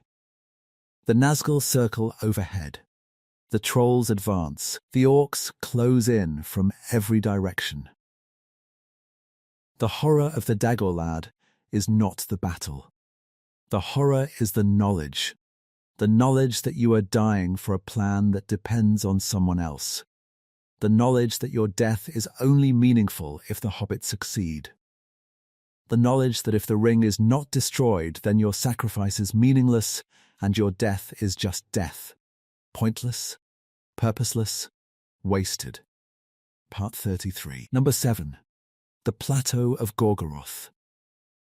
If the Dagorlad is the approach to Mordor, the Plateau of Gorgoroth is Mordor's heart, and the heart is a wasteland. The Plateau of Gorgoroth is the interior of Mordor, the vast, flat, ash-covered plain that stretches between the mountains of Shadow and the mountains of Ash, the plain where Mount Doom rises and Barad Doctor stands, the plain that Sauron has occupied for millennia and that Sauron's presence has transformed into the most hostile environment in Middle-earth. Nothing grows on the Plateau of Gorgoroth. Nothing. The soil is ash. The air is smoke. The water, what little water exists, is tainted, poisoned by the volcanic emissions and the industrial runoff from Sauron's forges. The landscape is not merely barren. The landscape is anti-life, is a place where the conditions for life have been systematically, deliberately, comprehensively destroyed, where the soil cannot support plants, and the air cannot support lungs, and the water cannot support anything at all. The sky above Gorgoroth is closed. The volcanic clouds that Mount Doom generates, the ash, the smoke, the toxic fumes, create a permanent ceiling above the plateau. A roof of darkness that blocks the sun and the stars and the moon, and that traps the heat and the fumes beneath it, creating a greenhouse of suffering. The hobbits cannot see the sky. The hobbits cannot see the stars. The hobbits, who navigated by starlight for weeks, who used the stars to orient themselves, who drew comfort and direction from the sky above, the hobbits are cut off from the sky itself, denied even the small comfort of knowing which direction they are walking. The landscape is monotonous. This is part of the horror, the relentless, featureless, unchanging monotony of a landscape that offers no landmarks, no waypoints, no indication that you are making progress. Every direction looks the same. Every mile looks like the last mile. The ash-covered plain stretches in every direction without variation, without colour, without any of the visual cues that the human eye uses to estimate distance and direction. Walking across Gorgoroth is like walking on a treadmill. The effort is real, but the progress is invisible. Frodo and Sam cross this landscape. After escaping from the orcs at the Tower of Cirith Ungol, Frodo and Sam walk across the Plateau of Gorgoroth, walk across the interior of Mordor in disguise, without maps, without enough food, without enough water, walking toward a volcano that is visible on the horizon, but that never seems to get closer. Part 34. Crossing the Wasteland. The crossing of Gorgoroth is the most physically grueling passage in The Lord of the Rings, a sustained, relentless, page after page description of two hobbits dying by inches in a landscape that is killing them with every step. The air is poisonous. The fumes from Mount Doom, the volcanic gases, the sulfur, the toxic emissions of an active volcano permeate the atmosphere of the plateau. Every breath is an effort. Every breath draws poison into the lungs. The hobbits wrap their faces in cloth, trying to filter the air, trying to reduce the intake of gases that burn the throat and sting the eyes and make the head swim with nausea and disorientation. The thirst is devastating. The hobbits run out of water. The hobbits ration what remains, a sip at a time, a mouthful, a wet tongue pressed against the side of a water bottle that is almost empty. The thirst dominates everything, dominates their thoughts, their conversation, their perception of the landscape. Every step is measured in thirst. Every mile is endured through the calculation of how much water remains and how many miles are left. Sam finds a trickle of water, a thin stream running through a culvert in an orc road, and the hobbits drink from it, knowing that the water is probably tainted, knowing that the water tastes of ash and metal, knowing that bad water is better than no water when you are dying of thirst in the interior of Mordor. The ring is getting heavier. The ring's weight increases as Frodo approaches Mount Doom, increases as the ring senses its origin, as the ring's will resists the approach to the only place where it can be destroyed. The weight is not physical. The weight is spiritual. Is the ring's resistance to its own destruction, the ring's desperate, all-consuming effort to prevent the bearer from reaching the crack of doom.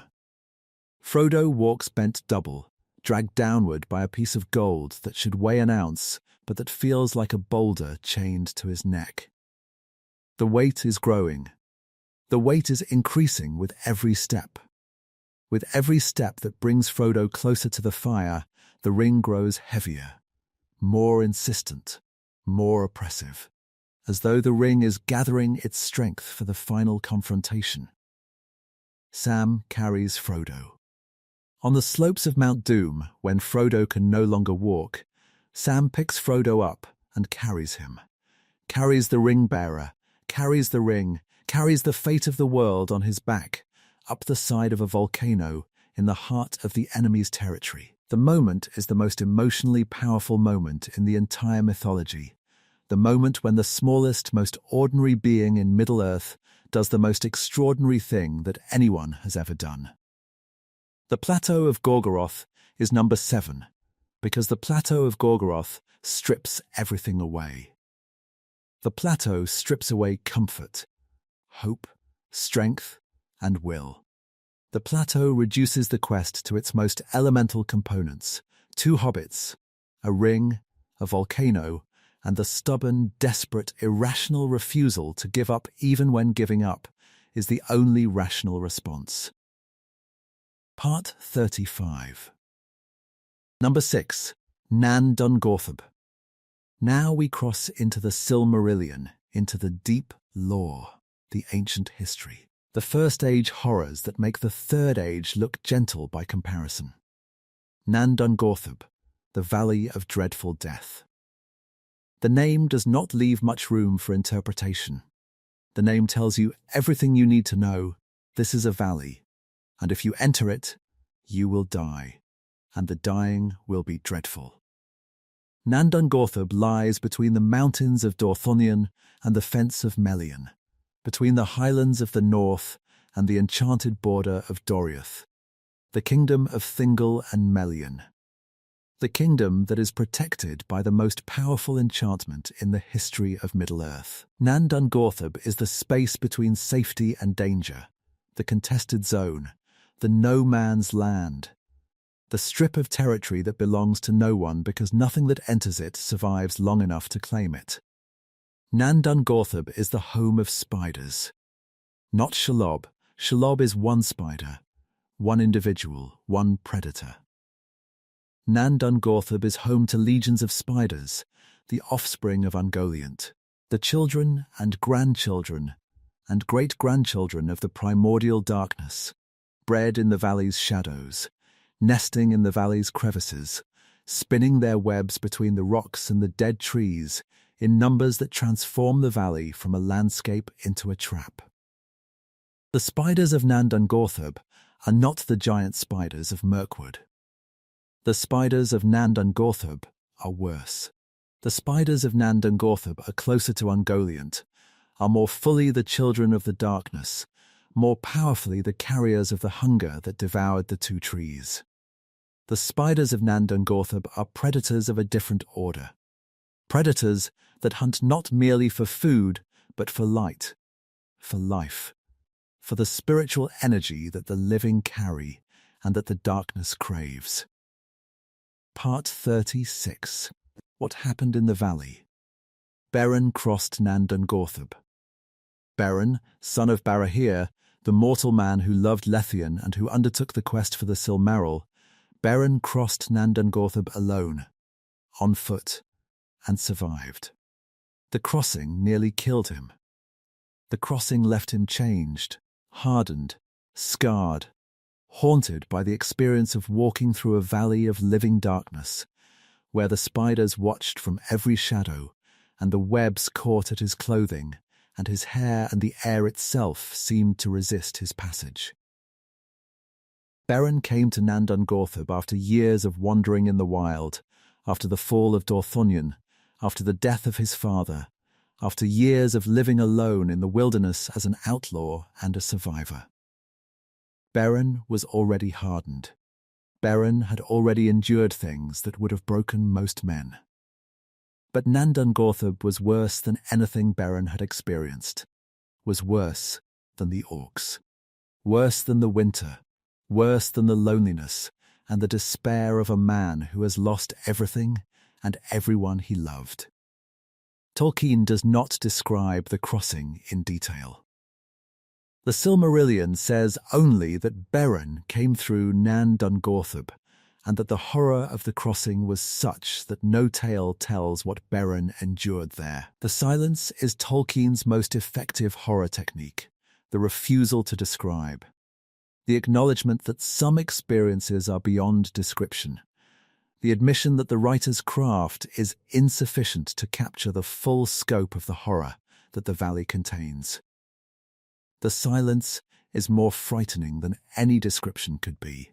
The silence tells us that Nandungorthub is worse than anything Tolkien can put into words, worse than the Barrow Downs, worse than Moria, worse than Shelob's Lair, worse than any of the horrors that Tolkien does describe. Nandungorthub is the horror that defeats the narrator. The horror so extreme that the storyteller stops and says, "I cannot tell you what happened here.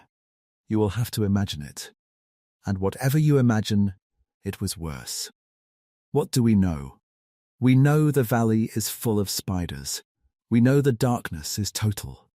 We know the valley lies between the enchanted fence of Melian, a barrier of pure spiritual power, a wall of divine magic, and the mountains of Dorthonion where Morgoth's forces roam. We know that the valley is a killing ground, that the spiders hunt there, that the darkness conceals them, that the webs are everywhere, that the terrain is broken and treacherous, and that a single misstep could deliver you into a web from which there is no escape. We know that Beren walked through this alone. We know that Beren walked through the darkness, through the webs, through the killing ground, with nothing but his courage and his determination to reach Doriath, to reach Elthian, to reach the woman he loved on the other side of the Valley of Death. Beren's crossing of Nandungorthub is not merely a survival story. Beren's crossing is a love story. A love so powerful that it carries a man through the most horrifying place in Middle-earth. A love that overcomes the darkness not by fighting it, but by walking through it, step by step, web by web, spider by spider, until the valley is behind him and the light of Doriath appears through the trees. Nandungorthub is number 6. Because Nandan Gorthab is Tolkien's admission that some places are beyond storytelling, that some horrors exceed the capacity of language, that some valleys in the world are so terrible that the best a writer can do is tell you that they exist and leave the rest to the darkness of your own imagination. Part 37. Number 5. Tol in Gorhoth. Tol in Gorhoth, the Isle of Werewolves. Formerly Minas Tirith. Yes, Minas Tirith. Not the White City of Gondor. The original Minas Tirith, the Tower of Watch, the fortress that Finrod Felagund built on the island of Tol Sirion to guard the pass of Sirion against the forces of Morgoth. Finrod's fortress was beautiful. Finrod Felagund was the greatest builder among the Noldor, a king whose genius for architecture and design produced some of the most magnificent structures in the history of the elves. Minas Tirith on Tol Sirion was one of Finrod's masterpieces, a tower of white stone, standing on an island in the river Sirion, guarding the pass that connected the northern and southern regions of Beleriand. Sauron took it. In the year 457 of the First Age, Sauron, then serving as Morgoth's chief lieutenant, attacked Tol Sirion and captured the fortress. The garrison fell. The defenders were killed or enslaved. And Sauron transformed the fortress from a place of beauty into a place of horror. The transformation was not destruction. This is the crucial detail. The detail that makes Tol in Gorhoth worse than a ruin, worse than rubble, worse than a site where something beautiful was smashed. Sauron did not tear Finrod's fortress down. Sauron occupied it. Sauron kept the walls standing, kept the tower intact, kept the structure that Finrod designed, but replaced everything inside it with horror. Sauron poured his own darkness into the architecture of Finrod's beauty, and the combination, the white stone walls filled with werewolves, the elegant corridors echoing with screams, the carefully crafted chambers repurposed as dungeons, the combination is more terrible than either element alone. Sauron filled the fortress with werewolves. Sauron's werewolves are not the werewolves of modern horror fiction, are not shapeshifters, are not human beings cursed with animal transformation. Sauron's werewolves are fell spirits inhabiting wolf bodies, evil spirits, bound to Sauron's will, placed in the bodies of great wolves and given the power of speech and the intelligence of the Maiar. Sauron's werewolves are possessed wolves, wolves whose bodies are occupied by something that is not a wolf, something that uses the wolf's form the way a puppeteer uses a puppet. The island became a charnel house. Sauron's werewolves roamed the corridors of the captured fortress, guarded the dungeons, hunted the surrounding countryside. The fortress that Finrod built to protect the free peoples became a prison, a torture chamber, a place of interrogation and execution, a stronghold of terror that controlled the pass and radiated fear across the surrounding landscape. The fear was Sauron's weapon. The terror that Tol in Gorhoth generated was not a byproduct of its occupation. The terror was the point. Sauron used the fortress to control the pass through fear, to make the passage so terrifying that no one would attempt it, to make the island so horrifying that the free peoples would route their armies around it rather than through it, to turn geography itself into a weapon by poisoning the landscape's reputation with the screams of the dead. Part 38. Finrod's death. The story of Finrod's death in Tol in Gorhoth is one of the most disturbing passages in the Silmarillion, a passage that transforms the fortress from a horror location into a horror story. Finrod returns to his own fortress as a prisoner. Finrod, who built the tower, who designed the corridors, who chose the stones and placed the foundations, Finrod returns to his creation as Sauron's captive, dragged through the halls of a fortress that was once his pride, thrown into a dungeon that was never part of his design. The dungeon is Sauron's addition, the contribution of the new occupant, the modification that transforms the fortress from a place of protection into a place of torment. Finrod is not alone. Finrod is accompanied by Beren and by 10 loyal elven companions, warriors who followed Finrod into Sauron's territory, who volunteered for the mission to recover the Silmaril, who knew the danger and accepted it because their king asked, and because their loyalty was stronger than their fear. Sauron interrogates Finrod. The interrogation is a duel, a contest of will and power between Sauron and the Elf King, conducted not with words, but with song. Sauron sings against Finrod. Finrod sings against Sauron. The duel of songs is a spiritual combat, a battle waged in the language of creation, the language of the Aina, the language in which the world itself was sung into being. The duel escalates. The songs grow darker, more powerful, more desperate. The walls of the fortress tremble. The foundations shift. The contest of wills distorts the fabric of reality itself. Finrod's song is a song of resistance, a song of beauty, of loyalty, of the memory of the blessed realm and the light of the two trees and the music that the Ainur sang before the world existed. Sauron's song is a song of domination, a song of betrayal, of treachery, of the kinslaying at Alquilond and the blood on the Noldor's hands and the guilt that the Noldor carry for the crime they committed in pursuit of the Silmarils. Sauron weaponizes Finrod's guilt. Sauron turns Finrod's own history against him, uses the Noldor's sin as ammunition, uses the blood of the Teleri as a weapon, uses the stain on Finrod's people to weaken Finrod's song. Sauron wins. Finrod's song breaks. The Elf King is defeated, is thrown down, is cast into the dungeon with his companions, is left in the darkness of his own fortress to await Sauron's judgment. The judgment is delivered by werewolf. Sauron sends a werewolf into the dungeon to kill Finrod's companions, one by one. The werewolf comes in the dark, comes silently, swiftly, taking one prisoner each time, killing them in the cell while the others listen and wait for their turn. The psychological cruelty is calculated. Sauron is not merely killing Finrod's friends.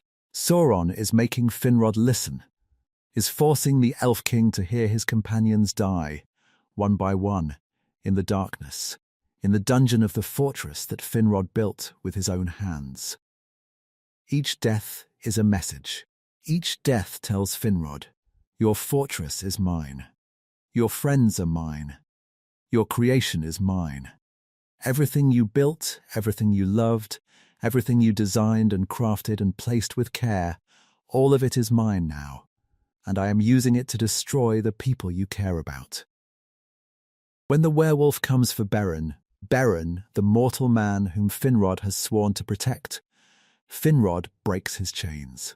Finrod, bound, weakened, defeated in the duel of songs, finds the strength to snap his bonds and to fight the werewolf with his bare hands. Finrod kills the werewolf. The effort kills Finrod. The greatest builder of the Noldor dies in his own dungeon, fighting a possessed wolf with nothing but his hands and his loyalty to a friend. Part 39.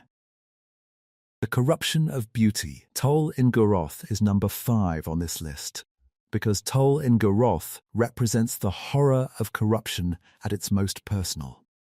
The fortress is Finrod's creation, is the product of Finrod's genius, Finrod's artistry, Finrod's vision of what a fortress could be.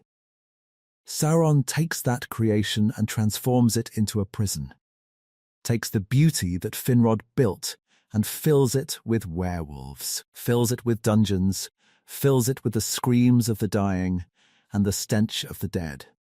Sauron does not destroy Finrod's fortress. Sauron corrupts it, keeps the walls standing, keeps the tower intact, keeps the structure that Finrod designed while replacing everything inside it with horror. The corruption is worse than destruction. If Sauron had destroyed the fortress, had knocked it down, had reduced it to rubble, the destruction would be terrible but clean. The fortress would be gone. The memory would remain, but the building itself would no longer exist to mock its creator. Instead, Sauron keeps the building. Sauron fills it with evil. And Finrod is forced to return to his own creation and to die in it. To die in the dungeon of the fortress he built, to die listening to the screams that echo through the corridors he designed, to die in the place where his genius has been turned into a weapon against everything he valued. This is Tolkien's deepest understanding of evil. Evil does not create. Evil corrupts. Evil takes what is good and beautiful and twists it, keeps the form, replaces the substance, transforms the building into a prison, and the garden into a wasteland, and the creation into a weapon. Evil is the corruption of beauty. And the most horrifying places in Tolkien's world are not the places where evil built something terrible from scratch. The most horrifying places are the places where evil found something beautiful and made it terrible. Part 40. Number 4. Angband. Angband, the Iron Prison, the Hell of Iron, the fortress that Morgoth built in the northernmost reaches of Middle-earth, beneath the 3 volcanic peaks of Thangorodrim. Angband is the seat of the first Dark Lord. Angband is the capital of evil. Angband is the place from which all the horror in Tolkien's mythology ultimately flows. Angband is not a fortress in any conventional sense. Angband is a vast underground complex, a labyrinth of tunnels, chambers, dungeons, forges, breeding pits, throne rooms, and torture chambers that extends beneath the Iron Mountains and beneath the volcanic peaks of Thangorodrim. Angband is so large that it functions as an underground kingdom, a subterranean civilization of evil, populated by orcs, trolls, balrogs, werewolves, dragons, and every other creature that Morgoth's corrupting power has produced. The geography of Angband is vertical. The fortress extends downward in layers, each layer deeper, darker, more terrible than the one above. The upper levels contain the forges and the armories, where weapons are manufactured in quantities that supply the armies of the First Age's most destructive wars. The middle levels contain the barracks and the breeding pits, where the orcs are housed and multiplied in conditions that would make a Third Age slave camp look humane. The deep levels contain the dungeons and the torture chambers, where Morgoth's prisoners are kept and where the most terrible experiments in the history of the world are conducted. And below even the dungeons, below the deepest chambers, below the lowest tunnels, below the foundations that even the orcs avoid, there are places that no one has described. There are places in the roots of Angband that Tolkien hints at but never reveals. Places where the things that Morgoth created in secret are kept. Things that are too terrible for the surface, too dangerous for the upper levels, too monstrous even for the Dark Lord's own servants to look upon. Thangorodrim is Angband's visible manifestation, the 3 volcanic peaks that Morgoth raised above his underground fortress, the mountains that belch smoke and ash and fire into the sky, the mountains that can be seen from hundreds of miles away, that darken the northern horizon of Beleriand with their emissions, that serve as a perpetual reminder that the Dark Lord is present, is active, is working beneath the earth to produce the next horror that will be unleashed upon the world. The peaks themselves are weapons. The peaks of Thangorodrim are not natural mountains. They are slag heaps, volcanic waste, the accumulated refuse of Morgoth's underground industry, piled high above the fortress like the spoil heaps of an industrial mine. The peaks smoke constantly, belching fumes and ash into the atmosphere, darkening the sky for miles, creating a permanent twilight over the northern reaches of Beleriand that serves as a visual reminder of Morgoth's dominion. The scale of Angband is beyond comprehension. The tunnels extend for miles. The chambers contain thousands of orcs. The forges produce weapons and armor in quantities that supply the armies of the First Age's most destructive wars. Angband is not merely a lair. Angband is a military-industrial complex, a factory of war, a production facility that manufactures armies the way a modern factory manufactures goods. Part 41. The Pits of Angband. The dungeons of Angband are the most horrifying spaces in Tolkien's mythology. More horrifying than Mordor, more horrifying than Dol Guldur, more horrifying than anything the Third Age produces. The dungeons of Angband are where Morgoth keeps his prisoners, and Morgoth's prisoners are not killed quickly. Morgoth's prisoners are tortured. Morgoth's prisoners are interrogated. Morgoth's prisoners are broken, systematically, methodically, with the patient, meticulous cruelty of a being who has eternity to work and who regards the suffering of others as a craft. Rin was kept in Angband. Rin, the mortal man who defied Morgoth at the Battle of Unnumbered Tears. Rin who cried Or Enteluva 70 times as he struck down the trolls of Gothmog's guard, whose last stand is one of the most heroic acts in the Silmarillion. Rin was captured alive and brought to Angband. Morgoth chained Rin to a chair of stone on the slopes of Thangorodrim and cursed Rin to watch, to see, through Morgoth's eyes, the suffering that Morgoth would inflict on Rin's children and Rin's family. The curse is the most refined cruelty in the Silmarillion. Morgoth does not torture Rin's body. Morgoth tortures Rin's mind, shows Rin year after year the slow, systematic destruction of everything Rin loves. Morgoth shows Rin his son Trin being fostered in Doriath, growing into a warrior, making friends, falling in love. And then Morgoth shows Rin the curse taking hold, shows Rin as Trin kills his best friend, as Trin wanders in exile, as Trin falls into every trap that Morgoth has set for him. Rin sat in that chair for 28 years. 28 years, chained to stone, watching his son Trin's life unfold in tragedy after tragedy, watching Trin kill his best friend, watching Trin marry his own sister unknowingly, watching the curse of Morgoth destroy everyone Rin loved. 28 years of powerless observation. 28 years of forced witness to the systematic destruction of his family. 28 years of watching Morgoth's cruelty play out in real time, unable to intervene, unable to warn, unable to do anything except endure.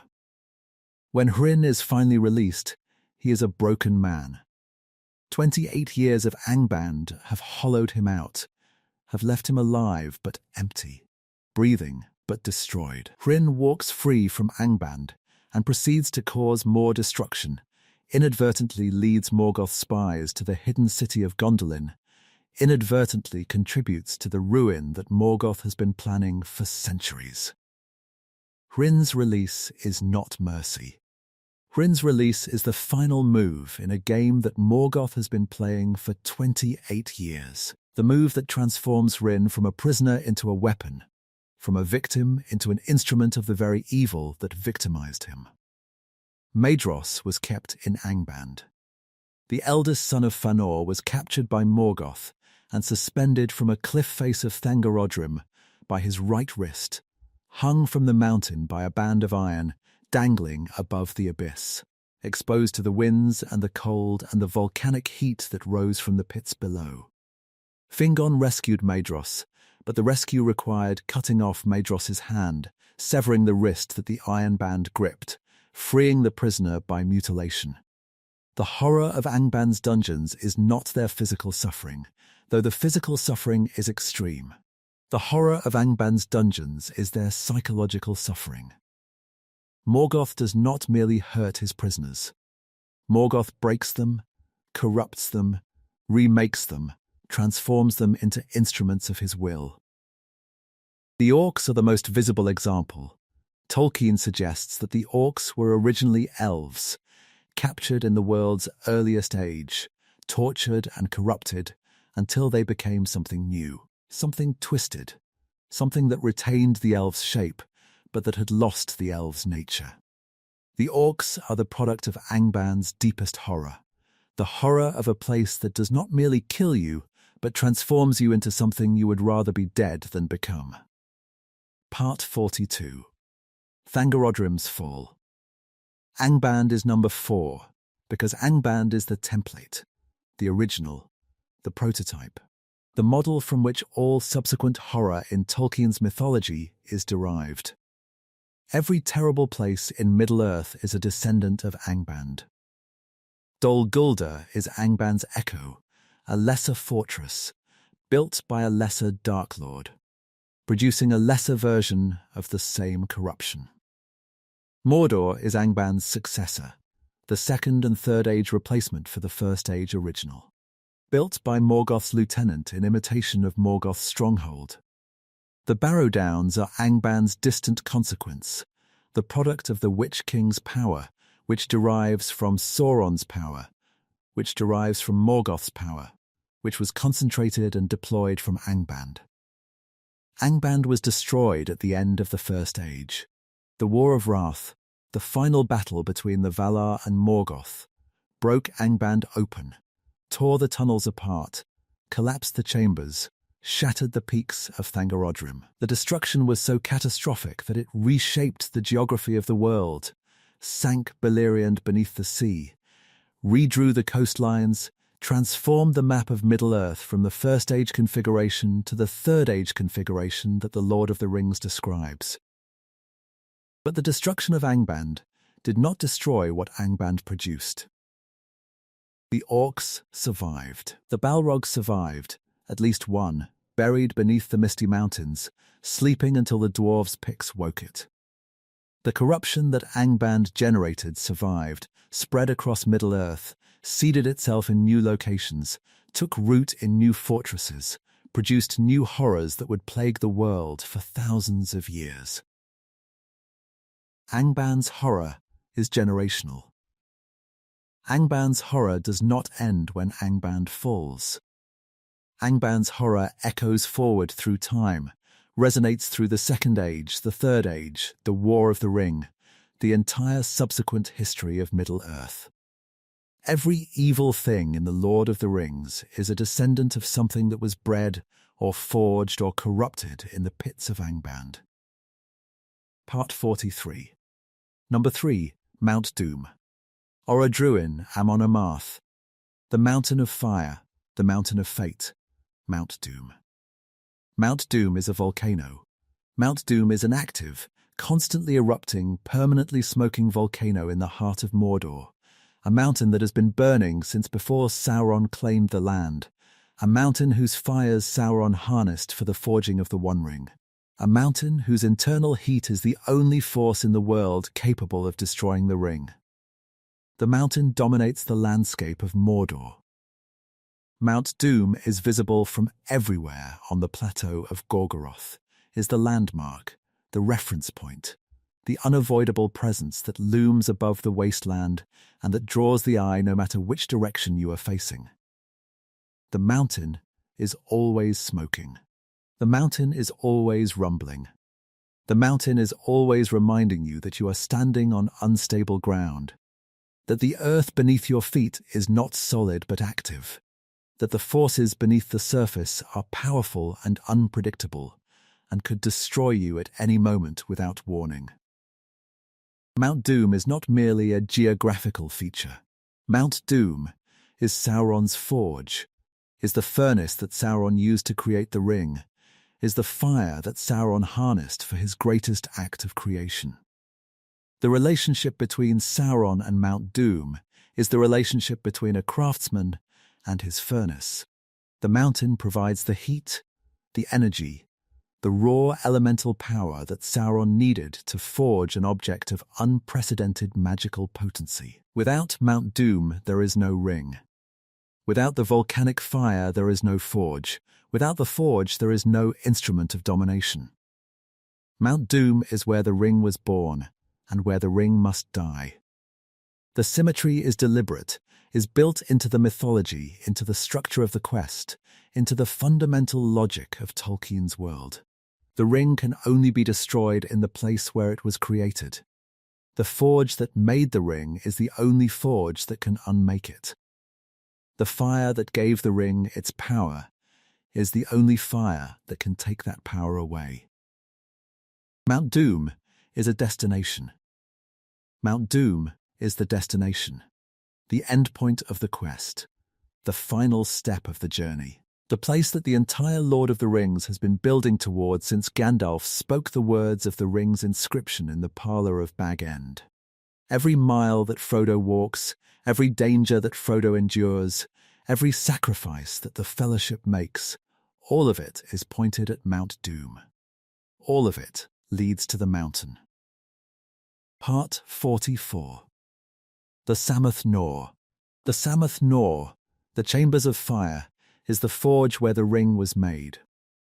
The Sammath Nor is a chamber inside Mount Doom, a cavern carved into the mountain's interior, accessible by a road that spirals up the mountain's eastern face, opening onto the volcanic fire that burns in the mountain's heart. The road is called Sauron's Road. The road was built by Sauron's slaves, carved into the mountainside in switchbacks and gradients that allow heavy loads to be transported from the base of the volcano to the summit. Sauron built the road to access the forge, to bring materials to the Sammath Nor, to reach the fire that he needed for the creation of the ring. The road is wide enough for wagons. The road is maintained. The road is not a hiking trail through wilderness, but an industrial road, built for a specific purpose, maintained by a specific power, leading to a specific destination. Frodo and Sam climb Sauron's road. The irony is devastating. Sauron built the road that the ring-bearers use to reach the place where the ring will be destroyed. Sauron's own infrastructure facilitates the undoing of Sauron's power. The road that Sauron built to create the ring is the road that Frodo climbs to unmake it. The Sammath Nor is the most dangerous room in Middle-earth. The Sammath Nor is the place where the ring's power is at its absolute maximum, where the ring's connection to its maker, to Sauron, to the fire that forged it, is strongest. Entering the Sammath Nor with the ring is like carrying a magnet into a magnetic field. The ring's pull toward the fire, toward its origin, toward the power that created it, becomes irresistible. The heat is extreme. The Sammath Nor opens onto the volcanic fire, onto the molten rock, the lava, the liquid stone that burns in the mountain's core. The air shimmers. The stone is hot to the touch. The walls glow with reflected firelight. The chamber is not merely warm. The chamber is an oven, a furnace, a space where the heat of the Earth's interior reaches the surface, and where the boundary between solid rock and liquid fire is a few steps wide. Frodo fails here. At the crack of doom, at the edge of the fire, at the very moment when the quest should be completed, Frodo fails. Frodo puts on the ring. Frodo claims the ring for himself. After months of carrying the ring, after weeks of crossing Mordor, after a year of the most physically and spiritually grueling journey in the history of Middle-earth, Frodo fails. The ring wins. The failure is not Frodo's fault. The failure is the ring's design, is the function that the ring was built to perform, the purpose for which the ring was forged. The ring was designed to dominate. The ring was designed to overcome will. The ring was designed to win, to corrupt, to seduce, to break the resistance of anyone who carries it, regardless of their virtue, regardless of their strength, regardless of their determination. The ring does not fail. The ring succeeds. The ring does exactly what it was made to do, at exactly the moment when its design matters most. Gollum saves the quest. Gollum, who followed the hobbits into Mordor, who has been stalking them across the plateau of Gorgoroth, who attacked Frodo on the slopes of Mount Doom. Gollum bites the ring from Frodo's finger and falls into the fire, and the ring is destroyed. The moment is the culmination of Gandalf's mercy. The moment is the consequence of the decision that Gandalf made years ago. In the parlour of Bag End, when Gandalf told Frodo that Gollum deserved pity and that mercy might yet play a role in the ring's fate. The moment is the product of a chain of compassion. Gandalf's compassion for Gollum, Bilbo's compassion for Gollum, Frodo's compassion for Gollum, Sam's grudging tolerance of Gollum, a chain that stretches across years and miles, and that culminates in the most improbable, most unplannable, most seemingly accidental act of grace in the entire mythology. Part 45. The Mountain's Meaning. Mount Doom is number 3 on this list because Mount Doom is the place where everything converges, where the physical horror of a volcano meets the spiritual horror of the ring's power, meets the moral horror of the quest's final test. Mount Doom is physically terrifying. The mountain is an active volcano, is erupting, is belching lava and ash and toxic gas into the atmosphere, is generating earthquakes that shake the plain of Gorgoroth and that threaten to collapse the tunnel through which Frodo and Sam are climbing. The physical danger of Mount Doom is real and immediate. The danger of heat, of gas, of molten rock, of the mountain itself breaking apart beneath your feet. The Samath Nor is carved into the side of an active volcano. The forge is built inside a furnace. The place where the most important act in the history of Middle-earth must be performed is a place where the earth itself is trying to kill you. Mount Doom is spiritually terrifying. The ring is at its most powerful here, is screaming, pulling, demanding, overwhelming every defense that Frodo has built over months of carrying it. The spiritual danger of Mount Doom is the danger of corruption, the danger of losing yourself, of becoming the thing you came to destroy, of being consumed by the power you came to unmake.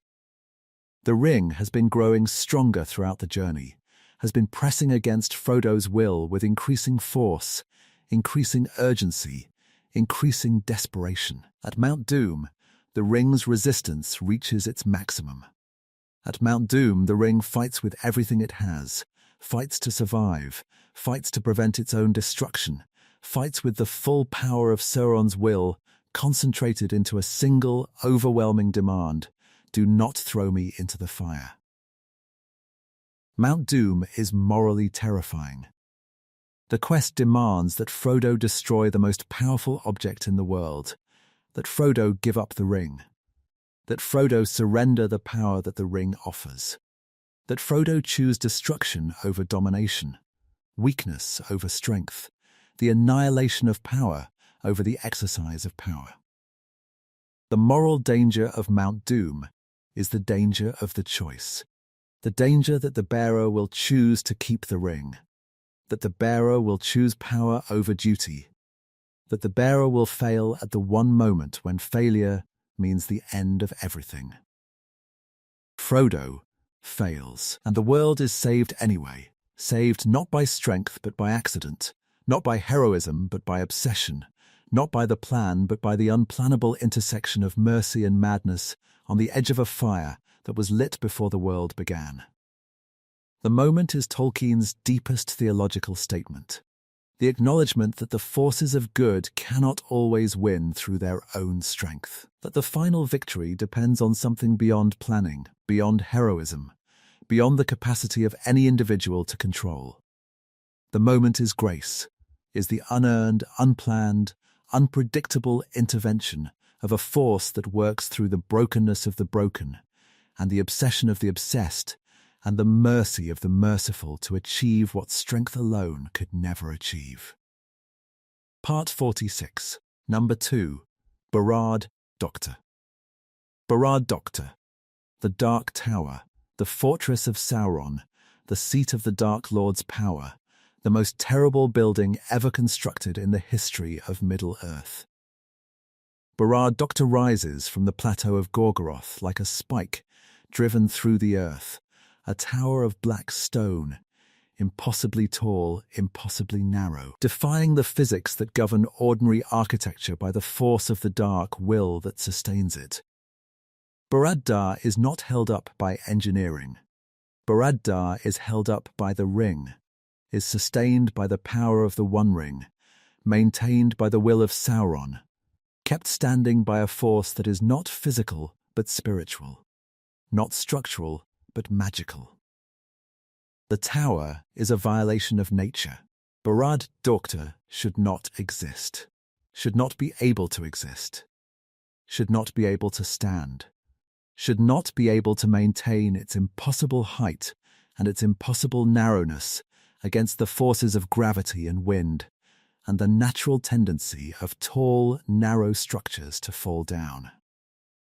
Barad-dûr stands because Sauron wills it to stand. Barad-dûr is architecture as an act of domination, the imposition of the Dark Lord's will on the physical world, the forced compliance of stone and iron and gravity with a consciousness that does not accept the limitations of physics. The tower radiates malice. The tower is visible from across the plateau of Gorgoroth, is visible from the mountains, from the pass of Cirith Ungol, from the plains surrounding Mordor. The tower is a beacon of darkness, not a beacon of light that guides travellers home, but a beacon of shadow that warns travellers away, that announces to the world that this territory is claimed, that this land is occupied, that the being who built this tower does not welcome visitors and does not tolerate resistance. The tower has been built, destroyed, and rebuilt. Barad-dûr was first constructed in the Second Age, was built over 600 years, from SA 1000 to SA 1600, using the labour of slaves and the power of the ring. Barad-dûr was besieged by the last alliance for 7 years. Barad-dûr was destroyed after Sauron's defeat, but the foundations remained. The foundations could not be destroyed while the ring survived, could not be demolished, could not be broken, because the ring's power held them together. Sauron rebuilt Barad-dûr on the old foundations when Sauron returned to Mordor in the Third Age. Part 47. The Eye. The Eye of Sauron is Barad-dûr's most terrifying feature. And the eye is not what most fans think it is. The eye is not a literal eye. The eye is not a flaming eyeball perched on top of a tower. That is the film's. That is Peter Jackson's interpretation. That is a visual metaphor made literal for the screen. In Tolkien's text, the eye is something more subtle and more terrifying. The eye is a metaphor for Sauron's attention, for Sauron's awareness, for the all-penetrating, all-searching, all-seeing gaze of a being whose consciousness spans the entire breadth of Middle-earth. The eye is Sauron's signature.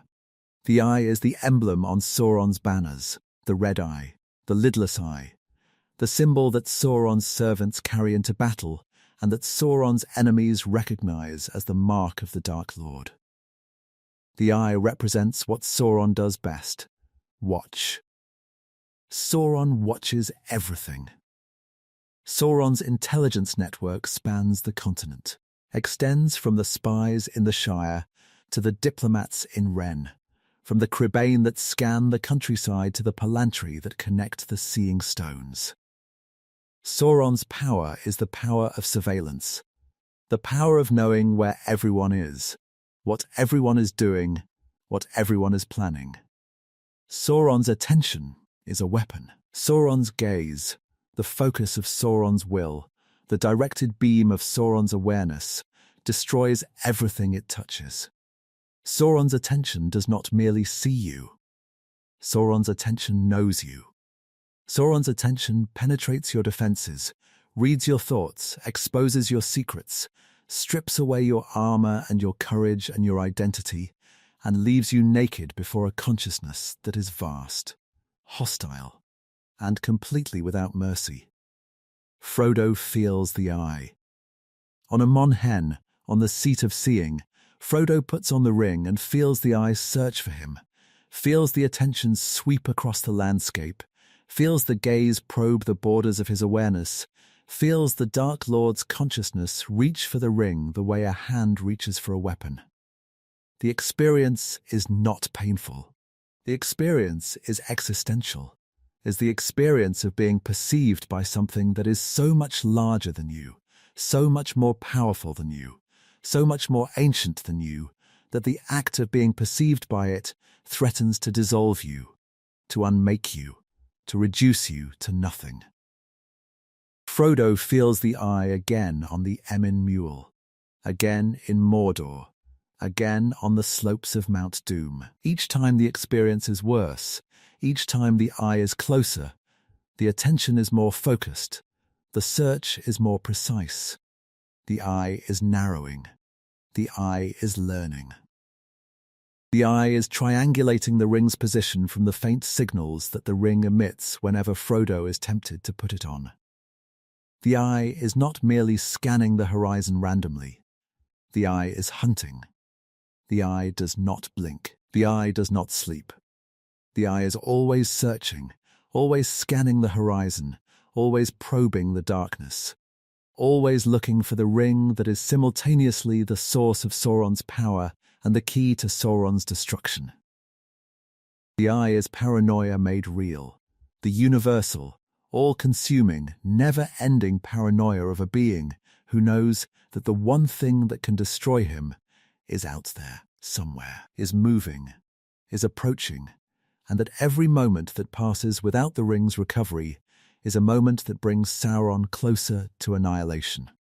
Part 48. Inside Barad Dûchtur. No one enters Barad Dûchtur voluntarily.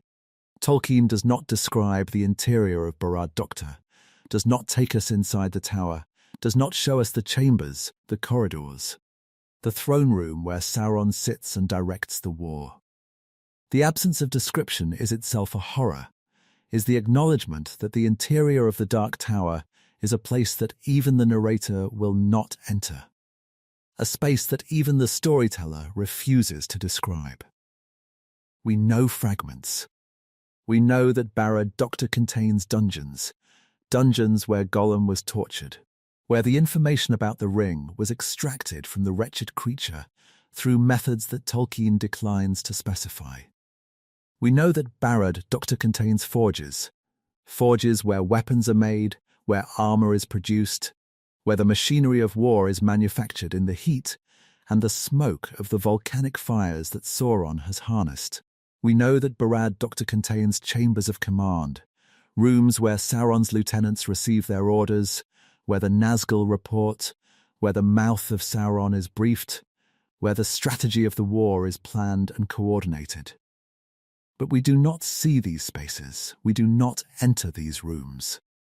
Tolkien keeps us outside the tower, keeps us on the plateau of Gorgoroth, looking up at the tower's silhouette against the volcanic sky, seeing the fires that burn in its windows, hearing the distant sounds that emanate from its depths. Tolkien trusts our imagination to fill in the spaces that his prose refuses to enter. The trust is well placed.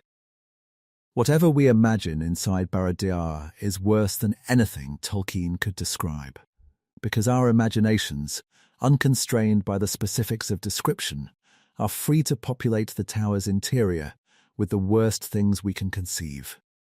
The dungeons are as terrible as our worst nightmares. The torture chambers are as horrifying as our deepest fears. The throne room is as terrifying as the darkest corner of our psychology. Part 49. The Tower Falls. Barad-dûr is number 2 on this list because Barad-dûr is the center, the hub, the command post, the nexus from which all the evil of the Third Age radiates. Everything in Mordor flows from Barad Dûchtur. The orcs serve Barad Dûchtur. The Nazgul serve Barad Dûchtur. The armies march at Barad Dûchtur's command. The spies report to Barad Dûchtur. The siege engines are designed in Barad Dûchta. The strategy is formulated in Barad Dûchta. The will that drives the war, the single, concentrated, all-consuming will that coordinates every aspect of Sauron's campaign, emanates from the Dark Tower and touches every corner of the conflict. Barad Dûchta is not merely a headquarters. Barad Dûr is a will made manifest, is the physical embodiment of Sauron's consciousness, the architectural expression of Sauron's nature, the building that exists because Sauron thinks it into existence, and that will cease to exist when Sauron stops thinking. Every other building in Middle-earth is built from the bottom up, from foundation to wall to roof, using the ordinary methods of construction, following the ordinary laws of physics. Barad Dûr is built from the inside out, from will to stone, from consciousness to architecture, from intention to reality. The tower does not stand because it is structurally sound. The tower stands because Sauron wills it to stand. The tower is an act of will, a sustained, continuous, never-ending act of domination imposed on the physical world by a consciousness that refuses to accept the limitations of matter.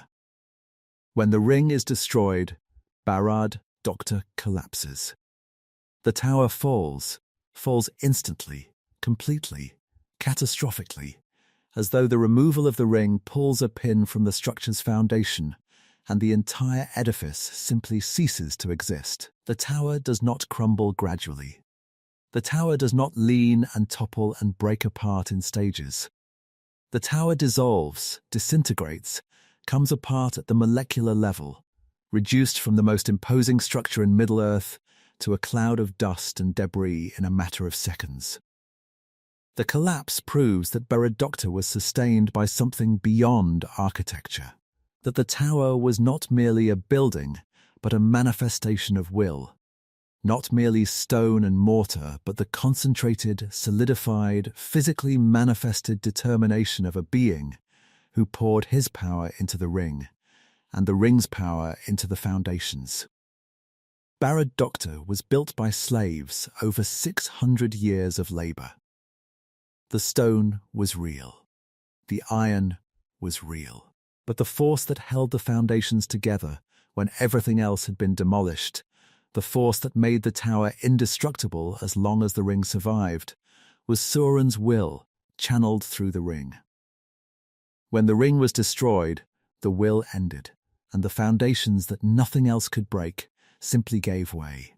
The dust cloud that Barad Dûchta produces when it falls is visible from the Black Gate, is visible from across the plateau of Gorgoroth, from the mountains, from the entire surrounding landscape. The dust cloud is Sauron's funeral, is the visible evidence of the Dark Lord's destruction, the atmospheric marker of the moment when the most sustained and concentrated act of evil will in the history of Middle-earth finally, permanently, irrevocably ended. Part 50. Number 1. Utumno. We have reached the end of the list. We have reached the bottom. We have reached the deepest, the oldest, the most terrible place that Tolkien ever conceived. The place that makes Angband look like a workshop, that makes Barad Dûchta look like an outpost, that makes every other entry on this list look like a shadow cast by a light that the shadow is too faint to represent. Utumno. Utumno was built before the world knew light. Utumno was carved into the earth by Morgoth, then called Melkor, the mightiest of the Valar, the greatest of the angelic beings who sang the world into existence, during the age before the elves awoke, during the age before the sun or the moon existed, during the age when the world was lit only by the two trees of Valinor, and when the darkness of the north was absolute, permanent, total. The darkness of Utumno is not the darkness of night. The darkness of night is temporary, is the absence of sunlight, is the interval between one dawn and the next, is a pause in the light that the light will resume. The darkness of Utumno is the darkness that existed before light was invented, is the original condition of the world, the default state of a universe in which light is the exception and darkness is the rule. Utumno's darkness is not waiting for dawn. Utumno's darkness has never known dawn. Utumno's darkness is the darkness that was there before the concept of dawn existed. Utumno is the first fortress. Utumno is the original stronghold of evil, the place where Morgoth first gathered his power, first bred his creatures, first experimented with the corruption of living things. Utumno is the place where evil invented itself, where the techniques of corruption, torture, domination, and perversion were developed for the first time, where the methods that Sauron would later inherit were first tested on the first victims. Morgoth built Utumno because Morgoth needed a place to work. Morgoth needed a place where the Valar could not see what he was doing, a place hidden from the light of the two trees, shielded from the sight of Mannu, buried deep enough in the earth that the activities conducted there would not be detected by the beings who might object. Utumno is a laboratory. Utumno is a workshop. Utumno is the place where the first Dark Lord retreated from the light to conduct the experiments that the light would not permit. Part 51. The depths of Utumno. Utumno extended deeper into the earth than any other structure in the history of Tolkien's world. The pits of Utumno reached into the foundations of the world, reached down through the crust of the earth, through the stone, through the rock, into the places where the world's bones meet the world's blood, where the heat of the world's core seeps upward, and the cold of the world's surface presses downward, and the boundary between them is a zone of pressure and darkness, and the kind of geological violence that would kill anything made of flesh. Morgoth delved these pits. Morgoth carved these tunnels with the power of a Valar, with the power of one of the most powerful beings in the universe, a being whose thought could shape reality, whose will could bend stone, whose anger could split mountains. The pits of Utumno are not merely deep. The pits of Utumno are ontologically deep, are deep in a way that transcends physical measurement, deep in a way that suggests the pits extend not just through the earth, but through the fabric of reality itself. What did Morgoth find down there? What exists at the bottom of Utumno? At the absolute bottom, at the point where even Morgoth's digging reached its limit? Tolkien does not say. Tolkien leaves the bottom of Utumno undescribed, leaves the deepest chambers empty of narrative, empty of detail, filled only with the reader's imagination and the terrible suggestion that whatever Morgoth found down there was useful to him. There are hints. The nameless things that Gandalf encounters in the deep places beneath the misty mountains, the things that Gandalf describes after his battle with the Balrog, the things that gnaw the roots of the world in tunnels older than Sauron. These nameless things may be related to Utumno. These nameless things may be creatures that Morgoth found in the deep, or creatures that Morgoth made in the deep, or creatures that simply exist in the deep, below the level of the world that the Valar shaped, in the raw, unfinished, unshaped foundations of reality, where the world's structure gives way to something older and stranger, and more fundamentally alien. Utumno is where the orcs were first made. If Tolkien's suggestion is correct, if the orcs are indeed corrupted elves, twisted by Morgoth's malice into something unrecognizable, then Utumno is where this corruption took place. Utumno is where the first elves were taken, where the first elves were broken, where the first elves were subjected to the process, whatever that process was. However it worked, whatever horror it involved, that transformed the most beautiful of Ilúvatar's creations into the most wretched. The elves awoke at Quivinion, at the Water of Awakening, under the stars, in the first moments of elven consciousness. The elves opened their eyes and saw the stars and heard the water and felt the world for the first time. And some of them, some of the very first elves, some of the beings who had just awoken into the world's beauty, were taken, were seized by Morgoth's servants, dragged into the darkness, carried to Utumno. The distance between waking and horror was measured in steps. The distance between the beauty of the world and the pits of Utumno was the distance that a prisoner travels between the sunlight and the dungeon. Imagine the dungeons. Imagine the spaces where this transformation occurred, the cells, the chambers, the laboratories where Morgoth conducted his experiments. Imagine the screaming. Imagine the pleading. Imagine the slow, irreversible process of corruption that took a being of light and beauty and turned it into a creature of darkness and hatred. Imagine the moment when the elf stopped being an elf, the moment when the corruption was complete, when the last remnant of the original nature was extinguished, when the being that was once a child of Ilvatar became something that would never again recognize the stars. This happened in Utumno. This is what Utumno was built for. Part 52. What Utumno produced. Utumno's horror is not merely what happened inside it. Utumno's horror is what came out of it, what Utumno produced, what Utumno released, what Utumno inflicted on the world that has never fully recovered from the infliction. The orcs came from Utumno. Every orc in the history of Middle-earth, every orc that fights in every battle, every orc that dies in every war, every orc that suffers in every army, is a descendant of the elves that Morgoth corrupted in the pits of Utumno. The orcs are Utumno's children, the generational legacy of the first Dark Lord's first experiment, the living evidence that Utumno's horror did not end when Utumno was destroyed. Think about what this means for the orcs.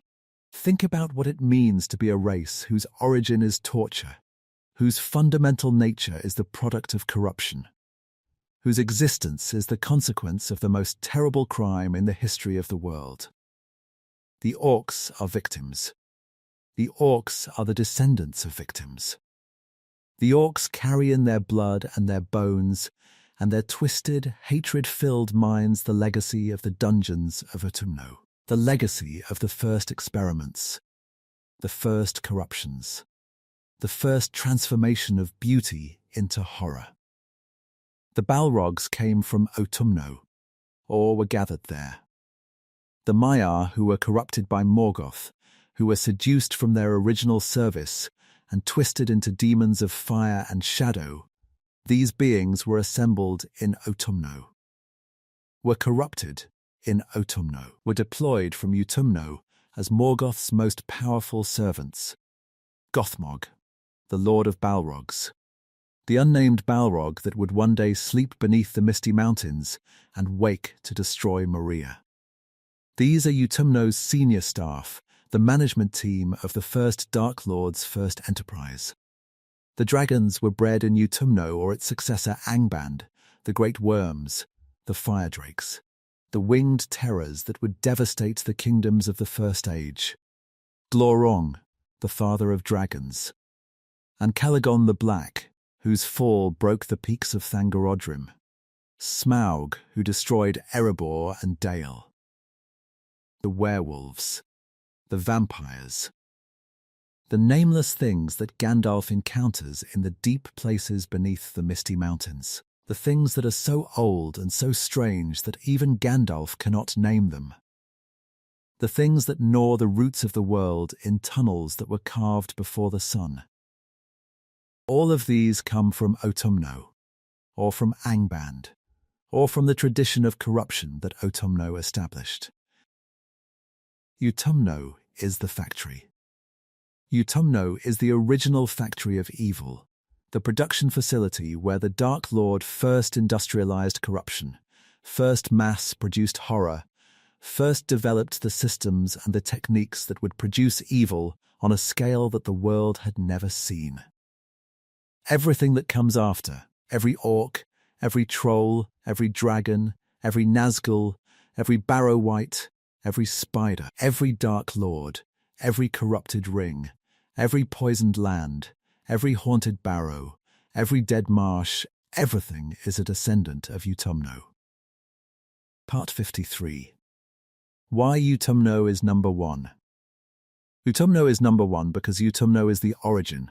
Utumno is where it all began, where the horror started, where the corruption was invented, where the methods of evil were developed and refined and perfected. Every other entry on this list is a consequence of Utumno. Every other entry on this list is a shadow cast by the darkness that Utumno generated. The chain of causation is unbroken. Follow any horror on this list back through history and you reach Utumno. The Barrow Downs are haunted by spirits from Angmar, which was built by the Witch King, who was corrupted by a ring, which was forged by Sauron, who was taught by Morgoth, who worked from Utumno. The dead marshes preserve the dead of a battle that was fought against Sauron, who inherited his methods from Morgoth, who developed those methods in Utumno. Shelob is the descendant of Ungoliant, who was allied with Morgoth, who built Utumno. Moria was destroyed by a Balrog, who was corrupted in Utumno. The orcs who infested Mirkwood were descendants of the elves who were corrupted in Utumno. Dol Guldur was built by Sauron, who learned fortress building from Morgoth, who built Utumno. The chain is 20 entries long and it leads to the same place every time. The chain leads to a fortress in the north, built before the sun, carved by a god who had decided that the world as it was given was not enough, that the world needed to be remade, that the living needed to serve the powerful, that beauty was raw material to be consumed, and that suffering was a tool to be wielded. Utumno was destroyed by the Valar. After the elves awoke at Quivernin, after the Valar learned of the children of Ilúvatar and resolved to protect them from Morgoth's predation, the Valar marched against Utumno and broke it. The siege was catastrophic. The battle was the most violent event in the history of the world, a war between gods, fought with powers that reshaped continents, that redrew the geography of the world, that inflicted damage on the planet that the planet never fully recovered from. The Valar broke the gates. The Valar collapsed the tunnels. The Valar tore the fortress apart from the surface to the deepest pit, destroying everything that Morgoth had built, demolishing every chamber, sealing every passage. The destruction was total, or seemed to be total. The fortress was gone. The pits were filled. The tunnels were collapsed. Utumno ceased to exist as a physical structure. But the destruction of Utumno did not destroy what Utumno produced.